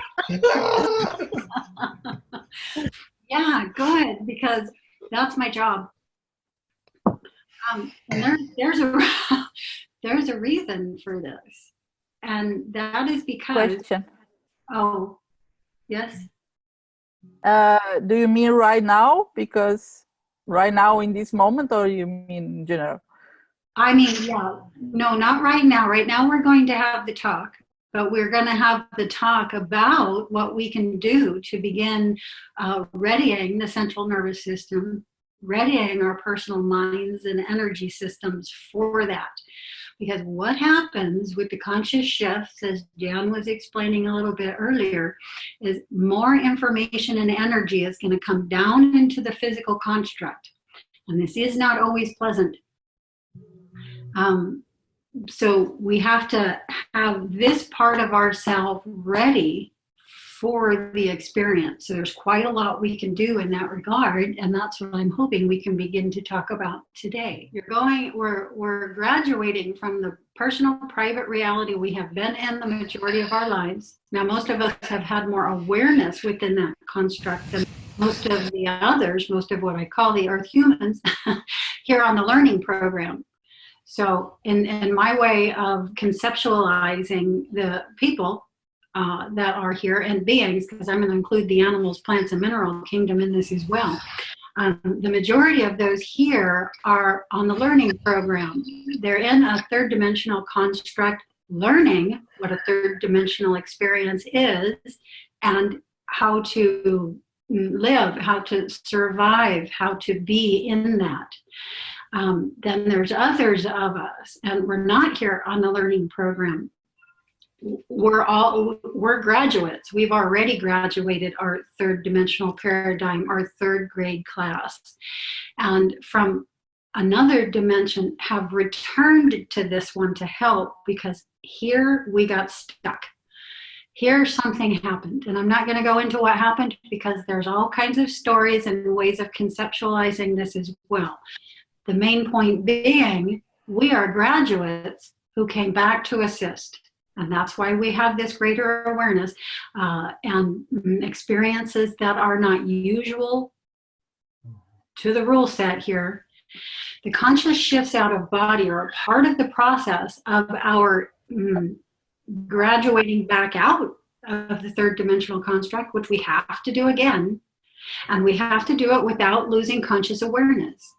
As soon as you lose conscious awareness, as soon as you fall asleep, you fall back into the more narrow parameter. And so the graduation back out of 3D through 4D, 5D, 6D, wherever it is that we're going back to, has to be done in full conscious awareness. If it's not done in full conscious awareness, another way of saying this is we're still stuck. And there will be an incarnation and another body here repeatedly until we're able to, make the grade, get enough energy and momentum going to hold that conscious awareness through the shift, back through the dimensions, back through the frequencies to where we actually are and are projecting here from, in my own way of viewing things. Okay, did that make sense? Yeah. Again, as I said, more as we do this in full conscious awareness, more energy and information is coming into our physical constructs and therefore into the physical field, into the earth life experience itself. And that gets given to that construct to help others. So these two things are happening co-simultaneously. It's not an either or. The either or is a part of the duality construct and thinking patterns that the beings here on the learning program are using, but we need to jump out of that construct. We have to know that either or does not work in our function. We have to jump into the infinite and, as I like to call it. So it's not like you have OBEs to get out of here and we're leaving this behind. No, that's how the 3D people will think of it, though, because they're only able to be in the one place at a time. When you begin graduating out of the duality construct, you're graduating out of that thought construct and experience of being in just one place at a time. Okay? No, bring some awareness into this for a moment. Those of you who have had out-of-body experiences and even lucid dreams, because they are in fact the same thing. From the wider construct in, not from the narrower construct out, then it's perceived differently. But from the wider construct in, they're the same thing. And they're just an expansion of consciousness into an additional frequency territory. And in that experience, you either know you're dreaming or you know you're out of body. Therefore, you know you have a body in the physical construct, and you know you're having one there in the environment in which you are. You're in two locations. Cognizing that is important. It's really important because at the basis, that's what the out-of-body experience is and is going to be. You occupying more and more territory, more and more of the bodies, the more and more of the incarnations you are experiencing in right here, right now, not just on this planet, but in the all of right here, right now. Okay? All right, so where should we dive in? Should we dive into experiences we've had and questions we have in their regard? Or should we dive into what we can do in our physical realities to begin preparing our central nervous system for the conscious out of body? So the really big thing that we're doing is we're learning how to keep the conscious mind awake. That means Casey awake, Deshanta awake, Jan awake. Okay? When in a frequency of vibration that is not our home territory. Okay, our home territory, the earth life, this is the predominant beta brainwave structure. And we're very used to, in fact, when we're in that beta brainwave structure is when we consider ourselves awake, right? Okay, that's the frequency. Those are the waves we ride when we are what we call awake. It's a beta brainwave. Okay, I should say it's a predominantly beta brainwave because the other frequencies are in there. It's just predominant in the beta. Okay, and what we want to be able to do is to stay awake, keep the beta awake while in the alpha. So this is what, parallel processing sort of thing, split, have both going. Well, that's how Tom would put it, parallel processing. Parallel processing. Like this. And so this is what the meditation is for. When we're doing the meditations, when you calm and quiet the mind, we're moving out of the beta brainwave structure and into the predominant alpha. And you'll notice that if you sit for long enough, you fall asleep. And so the practice of meditation is the practice of staying awake while those brainwaves shift through the predominant beta into the predominant alpha and much beyond. Because meditation, you can get into the deep delta and deep thetas too. Okay, but it's about staying awake in that. So keeping the beta awake within the alpha, the beta and the alpha awake within the theta. This is how I was able to be in 4 or 5 places at the same time in my OBEs. Okay, and then the beta, alpha, theta awake in the delta.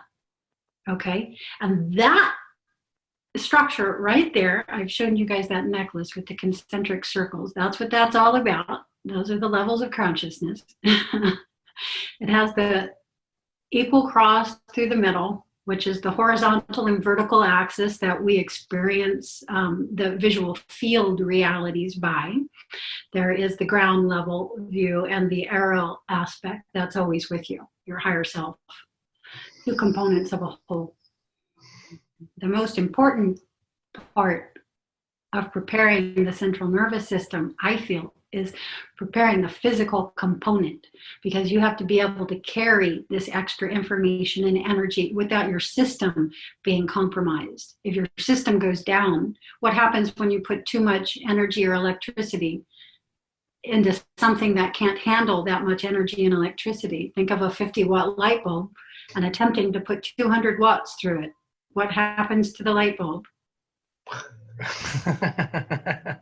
It breaks. The body needs a lot of water when making conscious shifts out of body. It needs a good quality water, you know, and the water here is not real great anymore. So another thing we can look into is how we can purify and energize our water and making your system able to absorb the water. How do we do that? If the water's just running through us and taking what few nutrients and minerals are available to us these days out with it, what good? So we need to be able to absorb and utilize the water we're taking in. How do we do it? How do you move anything in the body? How do you move anything in the body? What moves in the body? Your breath. Okay, so this is why the yogis do pranayama. Okay, the way you move anything in the body is through the breath. You can also move it through the mind. Idea, thought does move and can move things in the body, but most people aren't able to focus on a thought long enough for it to take effect in the physical structure. And so the breath is more physical, and it has a more physical connection with the body. A more immediate physical connection with the body, as far as physical beings see and experience based on their parameters. And so this is where the breathing comes into play. Deep, long breaths in, all the way up there to the very top of the breath. Right there where you think you're done inhaling, where you think you can't breathe in anymore, on purpose, relax right there at the top of the breath and let the breath come in even more. Just learn to take a deeper, fuller breath. Okay, and this will begin to move things more in the body. Without the oxygen, without the movement in the body, nothing gets processed. Okay, so that's one way to improve the absorption of anything you take into the body, and also the water. Keeping it hydrated, number one. The hydration isn't just good for the body, and the fact that it will be taking in more information, more energy, higher flows, higher frequencies. It's also good, just a moment, I'm getting something different. It's also good for our biggest challenge, start to finish, and that's making it back with the data. A lot of us are having these experiences, are having lucid dreams, are consciously even going out of body in the middle of the night, but having many sleep cycles before waking proper, and just aren't making it back with the data. Okay, so water is essential for this. Hydration, keeping the cells of the body hydrated, the whole central nervous system. Fluid moving and functioning will kick up your recall. So water, breathing, okay, the breathing is the really big thing that keeps things moving in the body and keeps things alive in the body, right? What happens when we stop breathing? Not good. For good? Okay, so it's what keeps things moving, keeps things alive, keeps things going. What else? What else can we do to start having the conscious OBEs? We all know it. James reminded me to break mine out before I got here. Yes, journal. Yes. Mine's a binder, but show me your journals. But journaling, yes. Why does journaling help? Memory, helps your memory back, cognition, yeah. You're grounding the non-physical. You're grounding it right here in the physical. So that's what that is a replica of. It's a literal physical replica of you grounding the information here, of bringing it back with you. Okay, so that's why we're doing it. Fundamentally, that's why we're doing it. The details that we're writing down, sure, we have a lot of fun with those, you know. But fundamentally, that's why we're doing it. We're just grounding the information here. This took place, it took place here, and here it is. It's a physical thing. And that means if it's written down there, it can actually affect the physical reality. Me writing this down can help you bring back your data, help you experience more of your dream state.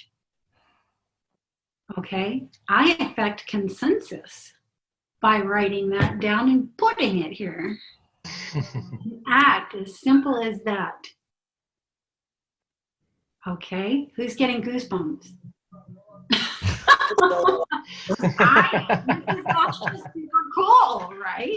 Yes, does something in and to us also. There's also that.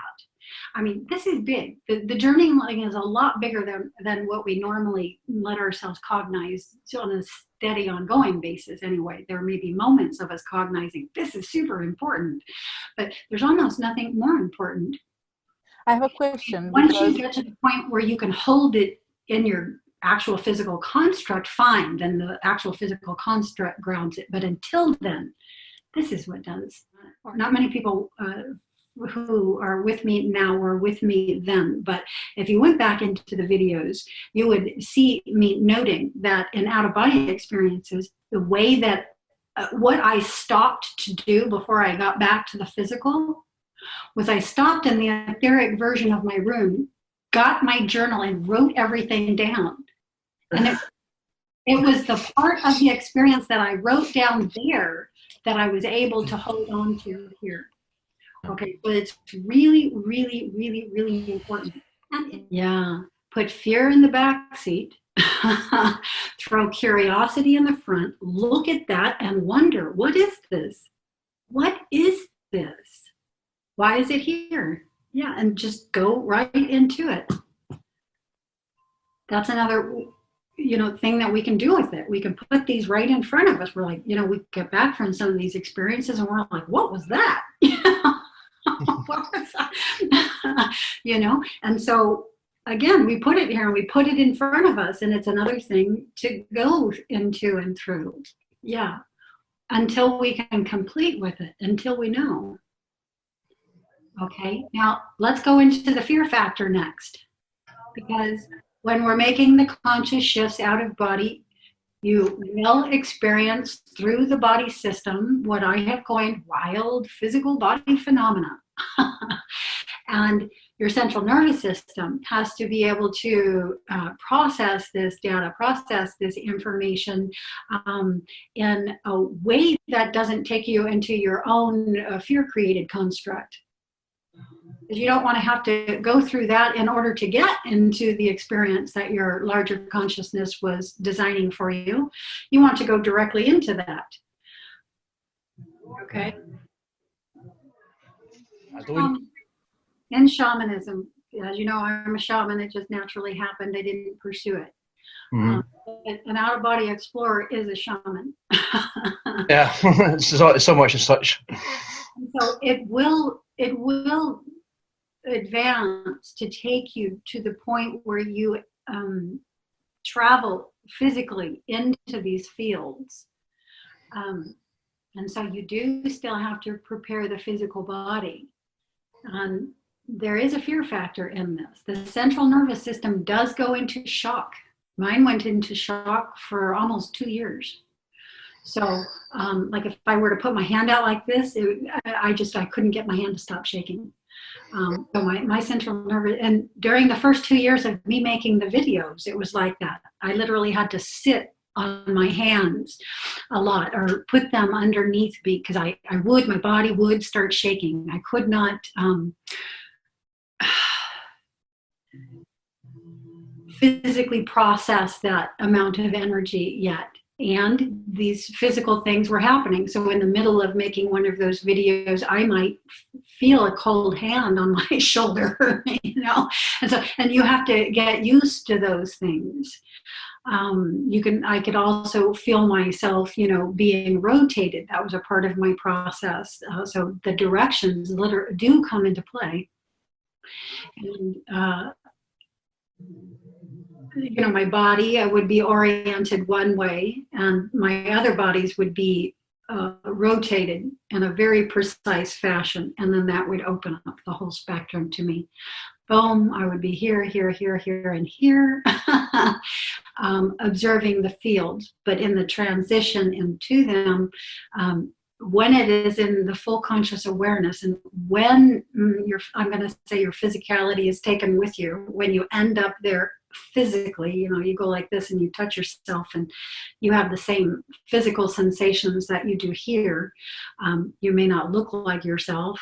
I rarely looked like myself, but the same experience is there. And again, the central nervous system goes into shock. So again, the water is very helpful with this. Again, the breathing is very helpful with this. Again, the grounding of the information into a format aside from your physical structure to hold some of that energy and information for you is important. All of these things are important in preparatory stages for the central nervous shock. In my own experience, it wasn't a single out-of-body experience. It was conscious out-of-body experiences 2-3 times a week that grew into 5 and 6 times a week for 4 years straight. So that was a long period of time. There was no acclimation time. It's not an out-of-body experience that I get 10 years to process. That's an out-of-body experience that I barely even get a day to process. Yeah. And so maybe the amount of shock my physical system went through was greater than what other people will experience. I don't know, but I would like to help you prepare for that so that you don't put the brakes on the experience. When it begins, that momentum took you a lot to build to get to it. And you definitely don't want to prematurely put on the brakes before it has a chance to really take off. I don't feel that it is here yet. I feel that it is happening, but that, you know, the full collapse has not yet happened, but that is imminent because it's part of what the 3D construct will experience as the reset, and what others of us who are going out into something more are going to experience as the jumping off point. You know, so when the cycles pattern through, there's always where the cycle perceptually begins and where the cycle perceptually ends, and we're at that. So I feel that there is going to be I think that, you know, our skills are going to be needed. In other words, there are those of us who we're going to need the precognitives. We're going to need the channels. We're going to, you know, we're going to need the crystal healers. We're going to need the crystal communicators, those who can communicate with crystals off planet. You know, so like it's all going to come. Those who can are the shamans, you know, who can, you know, transition out physically, you know, to gain information to bring back as to, you know, what's happening and where people are. There, you know, likely will be people that are lost. I'm somebody who did, in the beginning of my experience the tsunamis that were probable to occur in systems in which my construct would also be present. And so I don't know if others of you have also, but a part of this has to do with the imperative I myself feel to bring through our skills and our skill sets. And again, you know, not just discovering what they are, but learning how to use them. It's taken me years just to get to the point where I am right now with the crystal. I'm still more baffled than anything else. You know, I still don't have much skill with it. So we need to get the skill and develop the skills and be able to use the skills as readily as we can use contemporary technology, you know. Today. I could go on and on and on, but rather than that, let's go ahead and schedule another of these meetings if any or all of you are interested. And Jan, I'm going to thank Jan publicly. Jan has joined our patron group. So I want to thank you so much for helping to support Jan. And the more that happens, the more I can transition off of my day job and focus more fully here, which is, you know, what I want to do. It doesn't take much, but it's going to take some doing to get there. And I thank you for helping me get there. All of us get there.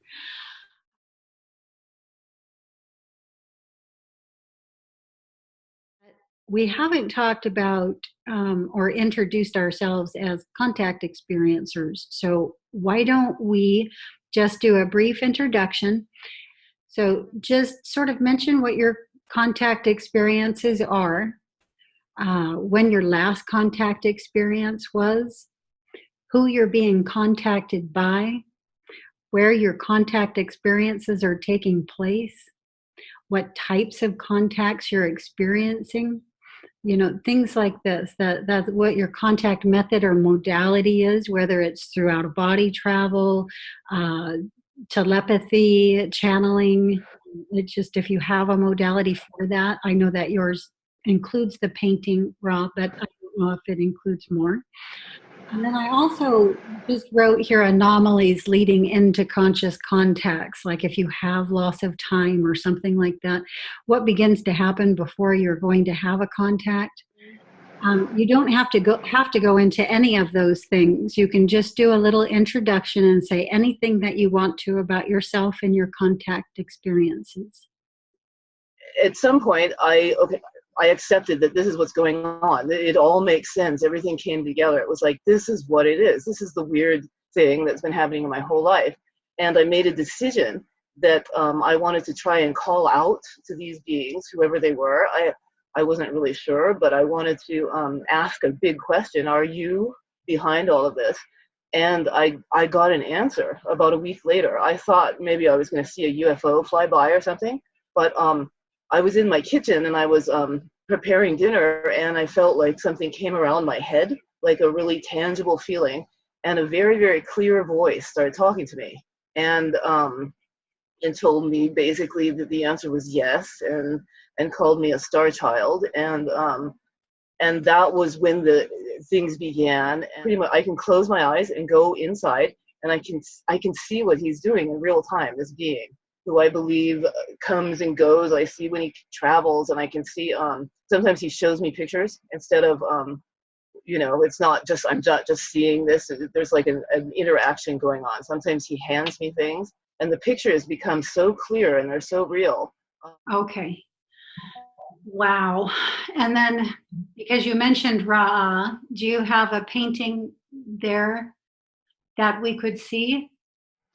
This is, there we go. I'm showing together communicating. That is He so speaks through me, and this I'm trying to. so beautiful. And so you basically meet with him anytime you concentrate, you can have a face-to-face and sort of an additional field with him. I think most of my contacts have been experiences, and then also going outside and having the orbs and the craft come in. But I wanted to show you a drawing that I did of one of probably my most memorable contacts, because I was trying to channel in the ETs that I was contacting through using my third eye. And I closed my eyes and I asked them what I needed to see, and this is what I saw. At first it was in my mind's eye, and every time I would close my eyes it would get bigger. And then what kind of freaked me out was we didn't have a TV in our living room. It was just an open white wall. And I forgot for about 30 minutes that I was even trying to do this. And I was just looking at the wall, and all of a sudden this image popped up in the living room on my wall, like it was standing there staring at me.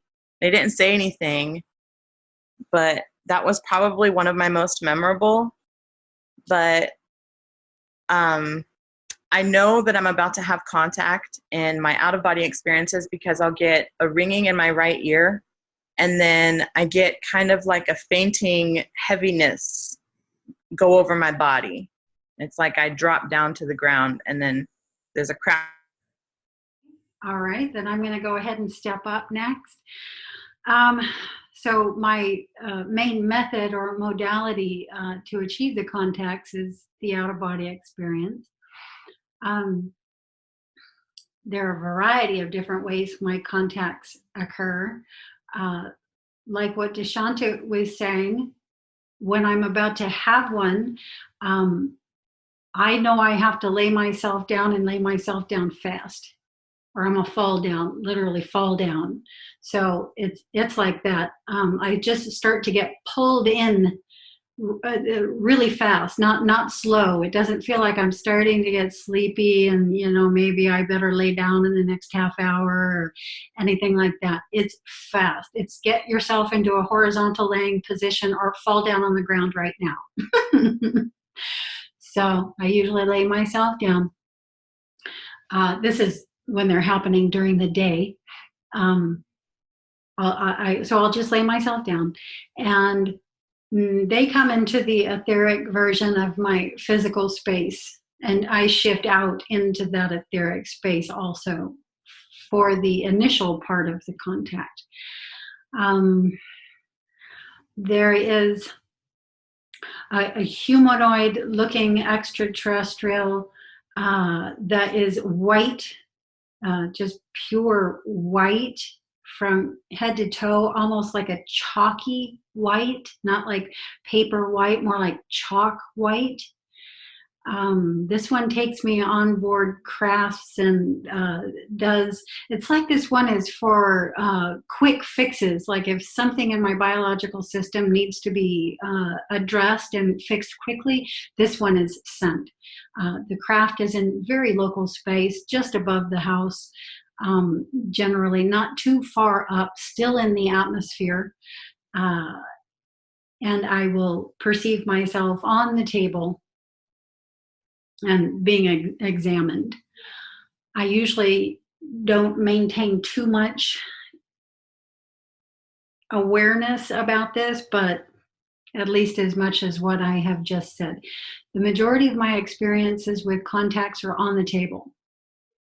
So physical, etheric body examinations, they're generally going into this space at the back of the head, up into the nostrils, and the vagina. Always those three areas. It might include other areas as well, but always those three areas were being addressed. There's a variety of different craft that come in sightings I've had. One of the sightings was when I was still in the Santa Monica area. These contact experiences are generally associated with me being taken into views of humanity's future that involve catastrophic events, namely a tsunami in the area in which I was living at those times, which is the Santa Monica, Los Angeles area along the Coast Highway, but also along the whole of the California coastline. So one of the first contacts was on the San Francisco Bay Bridge, and a tsunami was taking place, and there was just hundreds, if not thousands, of ET craft in the sky during this event.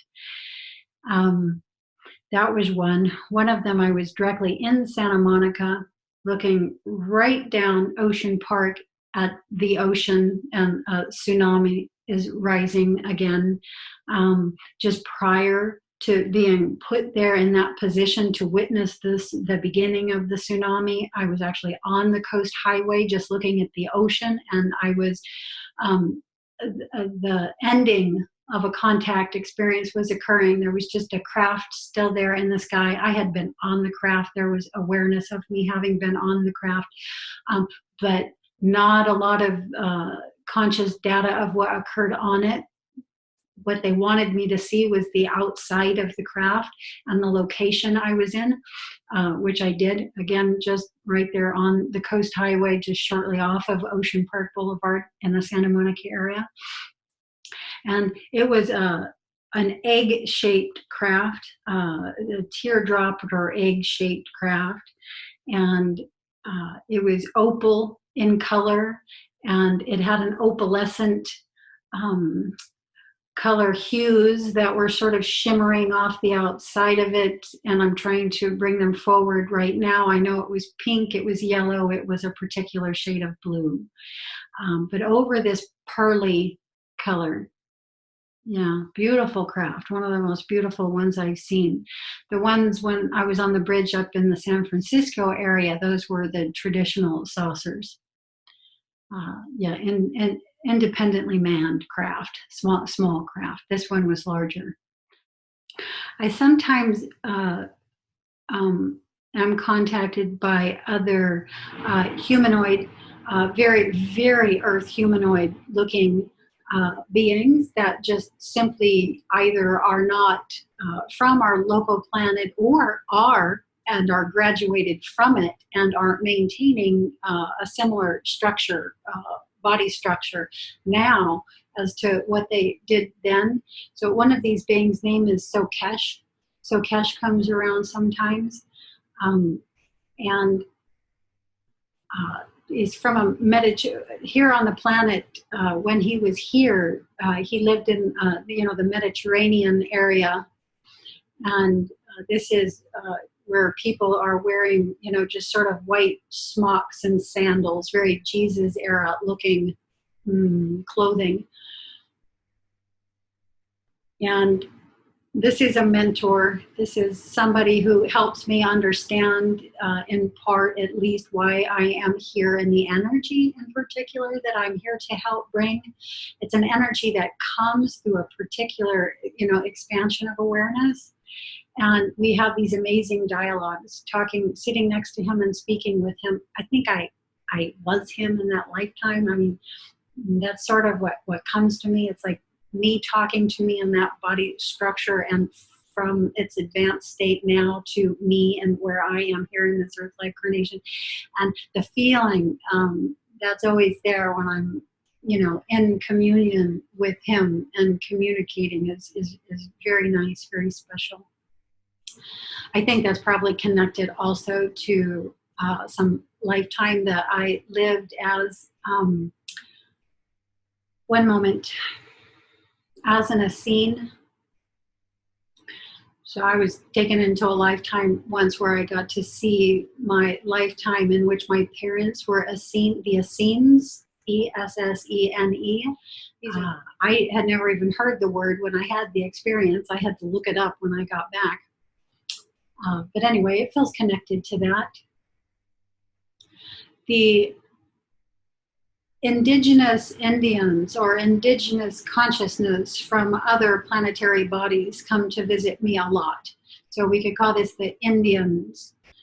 And there's a variety of different ones that come. The very first one who came was Mesahari.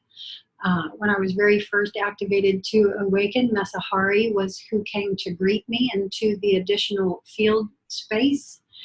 Absolutely perfect, beautiful dark skin, jet black hair tied back at the nape of the neck like a woman, wearing a white sash in the hair, also tied like a woman would here at the nape, and a white loincloth.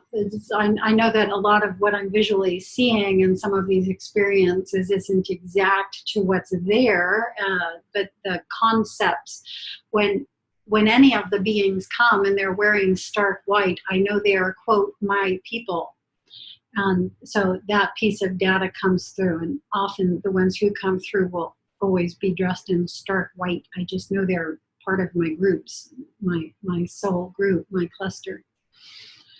And on that, David Bowie, when he passed, he came to visit me. He also is a part or associated with my group, showed up wearing stark white pants, and that's it.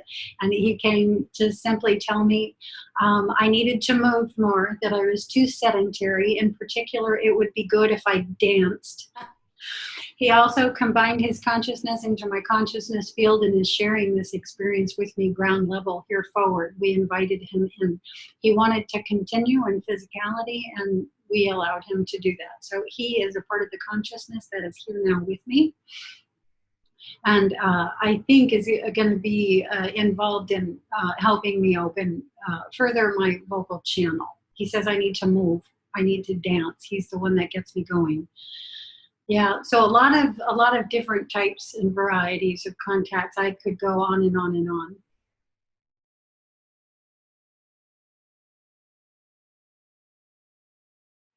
So when you go out of body, where do you go?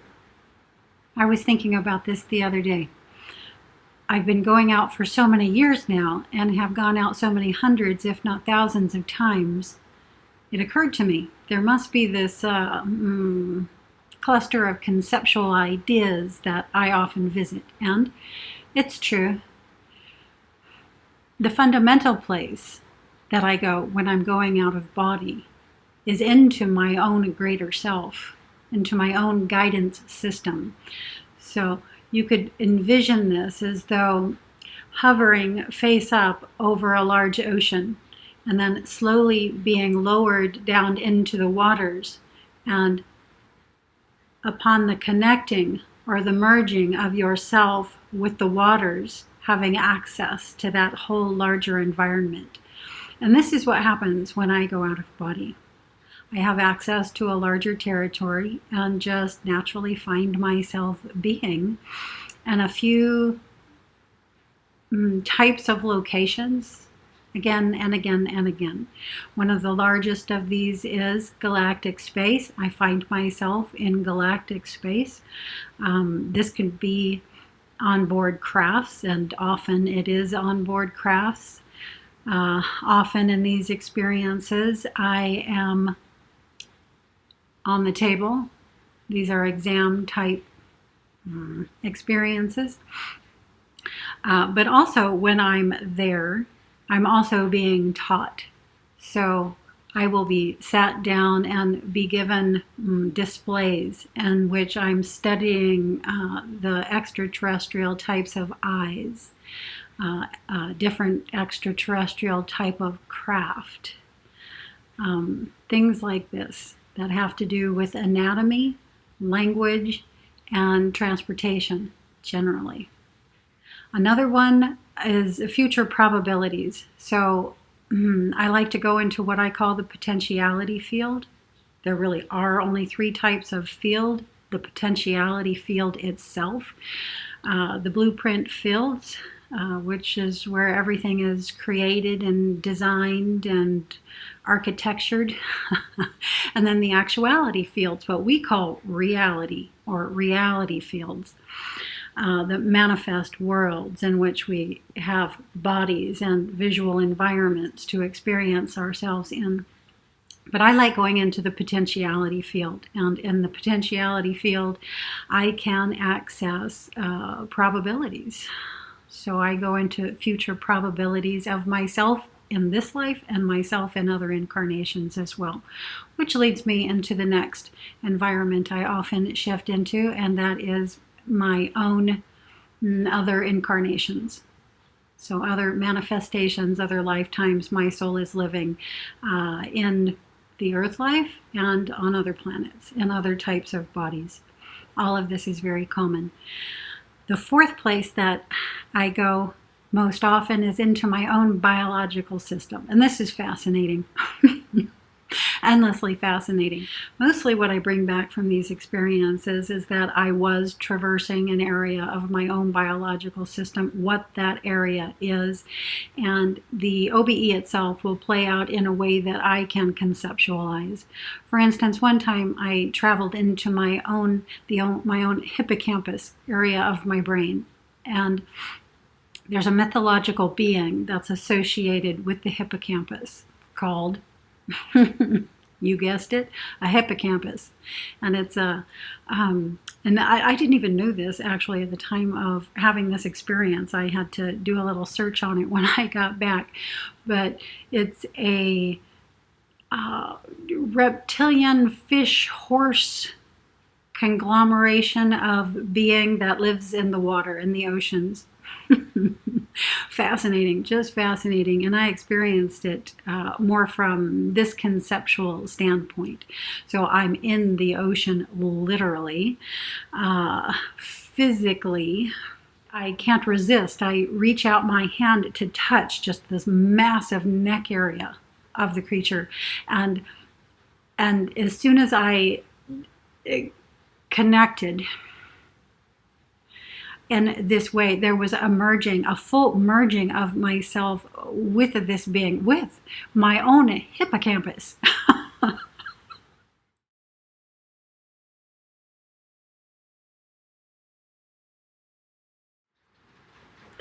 I'm time traveling. I'm not just time traveling.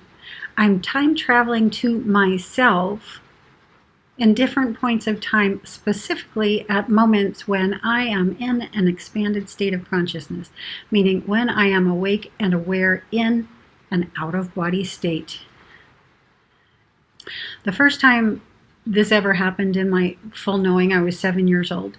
So as a 7-year-old, I am in an out-of-body experience. I'm standing outside my house, outside my bedroom window, looking in my bedroom window at my 7-year-old self, when behind me,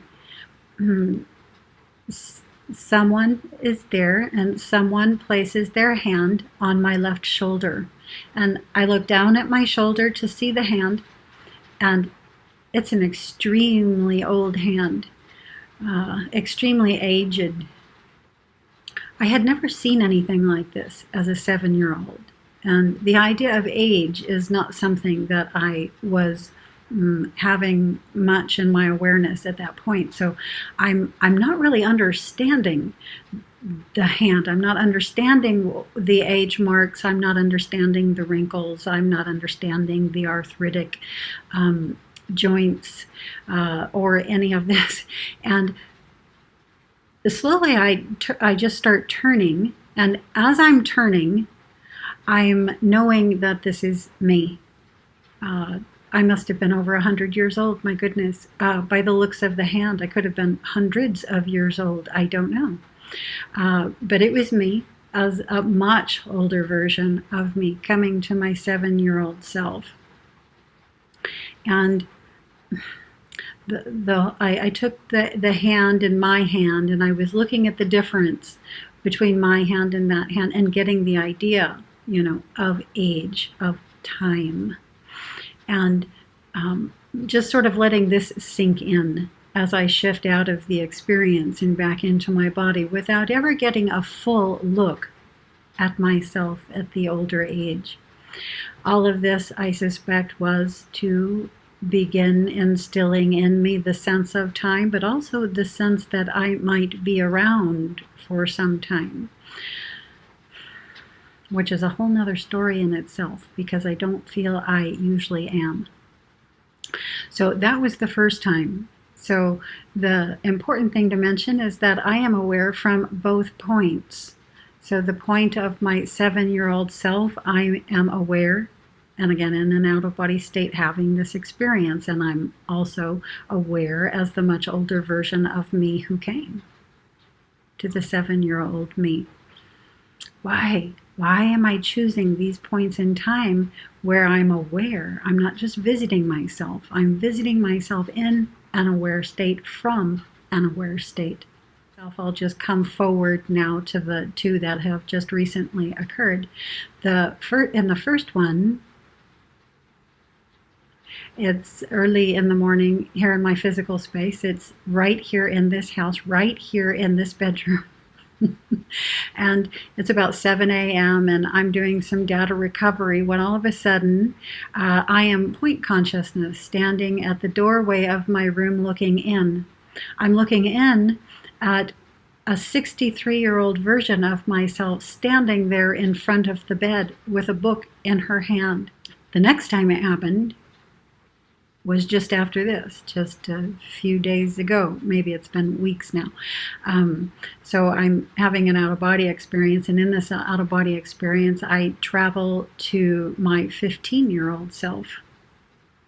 And this is at my dad's house, and my room is upstairs, and I am outside the window looking in. Inside the room, I'm in the bed, I'm laying face down, and I'm in an OBE. And I have a perception from so many points, it's hard to make sense of sometimes. But I'm aware from the point outside the window. I'm aware from within my 15-year-old self. The experience I'm having from within my 15-year-old self is one of visitations. So I'm visited by the ETs a lot. That began right off the cuff with me. And I have a nurse here with me, and let's see, blood samples are being taken, skin and hair samples are being taken, and I'm being tested for a particular disorder. I know which one this is. I'm asking from outside the window what it is I'm being tested for, and I'm told. And this is a healing in itself. So I'm being tested, and if the situation is present, it's also co-simultaneously being corrected. This has always been the case with me. As an adult, I have never walked myself into a doctor's office, into a conventional doctor's office, and I never will. The idea in this lifetime is to stay away from that myself. Okay, so anyway, these are just 3 examples of myself, of an older version of myself visiting a younger version of myself. Isn't this what may happen when we begin to graduate? Some people would say ascend. We go out and into gathering up all of ourselves. Is that what is happening, or is there more to the story? I know that it can be said that in all dreams, lucid dreams, out-of-body experience, it could be said that we're time traveling, but this is more specific.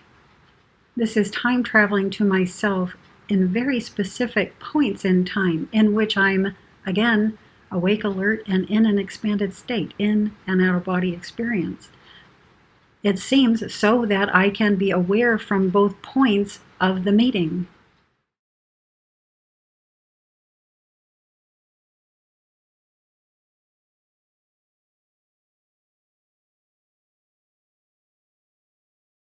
So the experience of galactic space opened to me quite early, and my response to it was a fear-based response.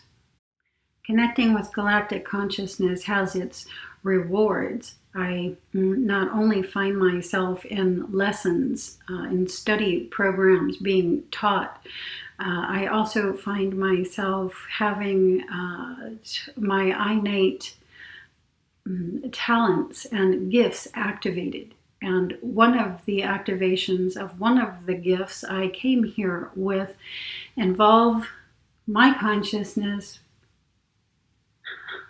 which is a crystalline consciousness. I'm still learning this, but it showed me my connection with the crystals, and specifically a certain talent I have for connecting my consciousness with the consciousness of crystals, specifically for the purpose of communications. And so using a crystal as we might use a cell phone, for instance, as a comms device, as a communication device. And now I speak to myself through time through the use of a crystal.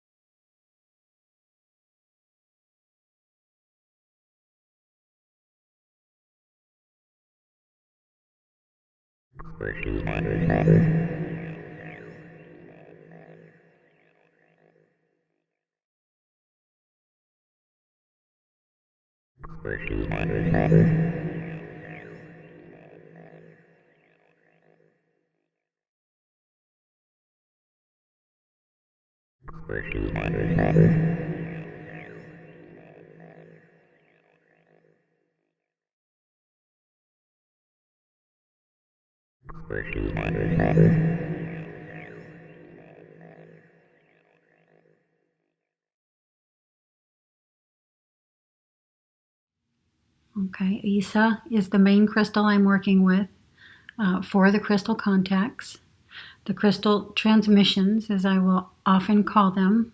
Isa is a citrine quartz crystal. She's in a teardrop shape. Quartz crystal is 6-sided. If I turn her upside down here, you can maybe see the 6 sides. So on the bottom, and of course, 6 sides along her faces. Okay, she works really great with me. You can see she's just smaller than my hand. She's very easy for me to maneuver in my hand when I'm doing the captures, and she's just like glue. She just fits in there like a glove. Okay, so for me, This size and this style and this shape of crystal works really well for this work.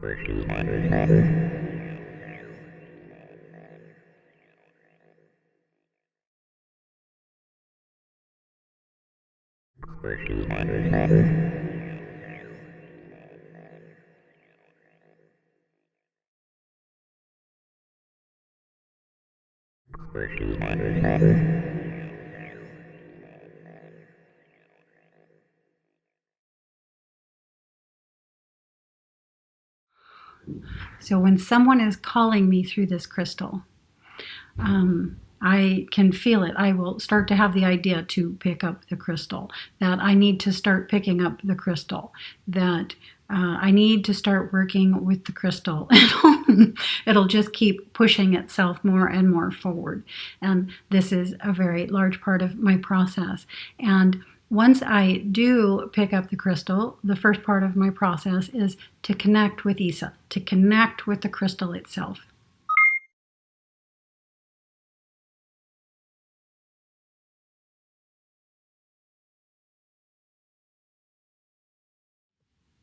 This is going to take me into a deep alpha, and as I begin working with the crystal, it's going to take me into the theta waves. And being able to function in the theta waves is not something that's easy. They, as you may know if you go out of body yourself, are very intoxicating.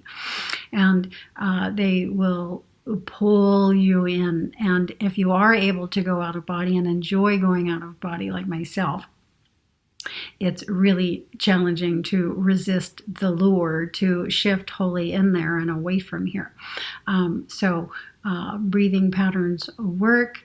A lot of things, you may need to employ some things to keep you focused in the reality and on what you're attempting to do here, which is bring through a wave from another point in time to your wave here in this point in time through the mean of the crystal. Fascinating process, hard to wrap your mind around. I know that this is actually taking place, but let me say this. If you can do it with this, you can do it with this. It's no more mind-blowing, really. I mean, this is just nuts and bolts. If there's anything that's mind-blowing, it's this. Really sort of less mind-blowing that something as intelligent as the crystal itself is able to be used solely as the mean of communication. Okay, so I'm going to hear the call. I'm going to connect with the crystal. I'm going to connect with myself. Okay, I'm going to become an energetic frequency match to the caller. In this process, my brainwave patterns are going to shift. So I'm consciously moving through this process. The process really is a process of consciously shifting my brainwave patterns to be a match again to the caller. And then I am going to sit myself down where I want to do the work. I'm going to sit myself sideways to my light source. I prefer to use the sun. So I want the light source to come in on me sideways.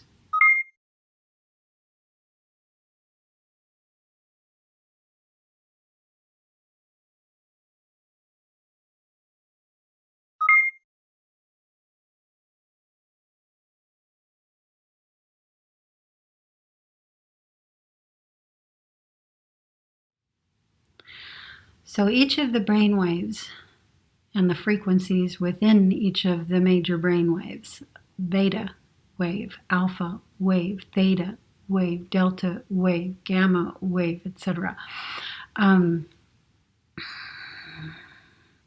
has its own visual and visible spectrum. Okay, so when we're in the beta brainwave, we're principally seeing our 3D physical reality, and only our Earth-like 3D physical reality, not 3D physical reality anywhere else. So it's a lockdown sort of wave, which isolates you in a particular point of focus so that you can have a particular experience. And other elements of what exists right here while you're right here in this wave doesn't get through to you.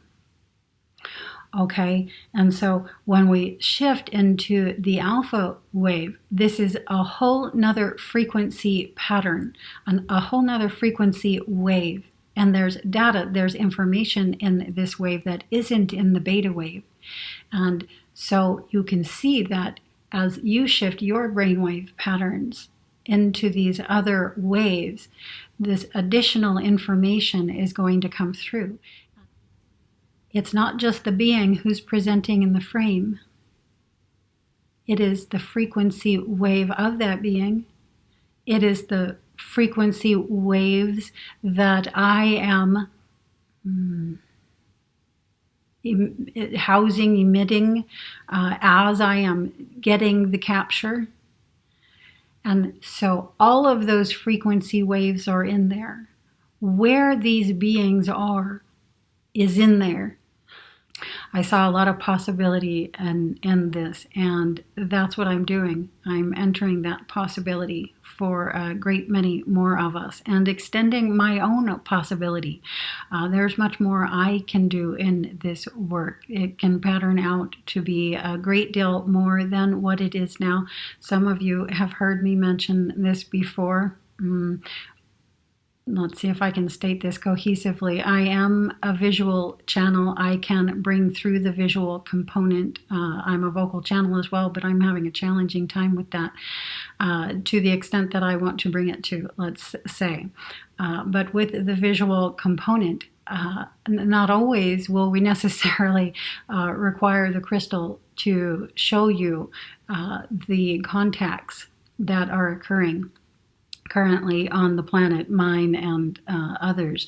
I receive information that I am a type of being who can shift in my own molecular makeup and visually bring through my own physicality, the forms of others who would.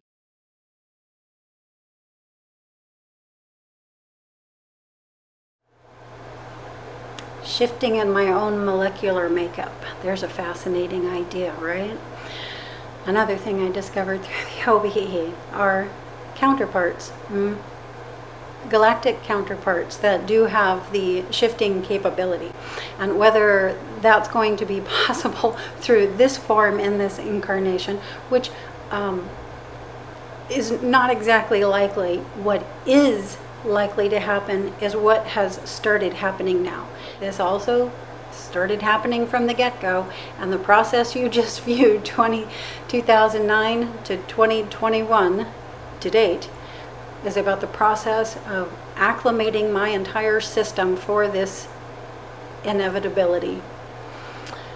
So this is a part of the graduating process. This is a part of the idea of time, how the future affects the past, what graduation of a third dimensional entity, a third dimensional consciousness, how it enacts as we begin to shift consciously in the body from the third dimensional frame of reference into a fourth dimensional frame of reference, beings that are in the fourth, fifth, sixth dimension begin bleeding through and become visible in the spectrum that you're now growing out into, and the spectrum that I am now growing out into.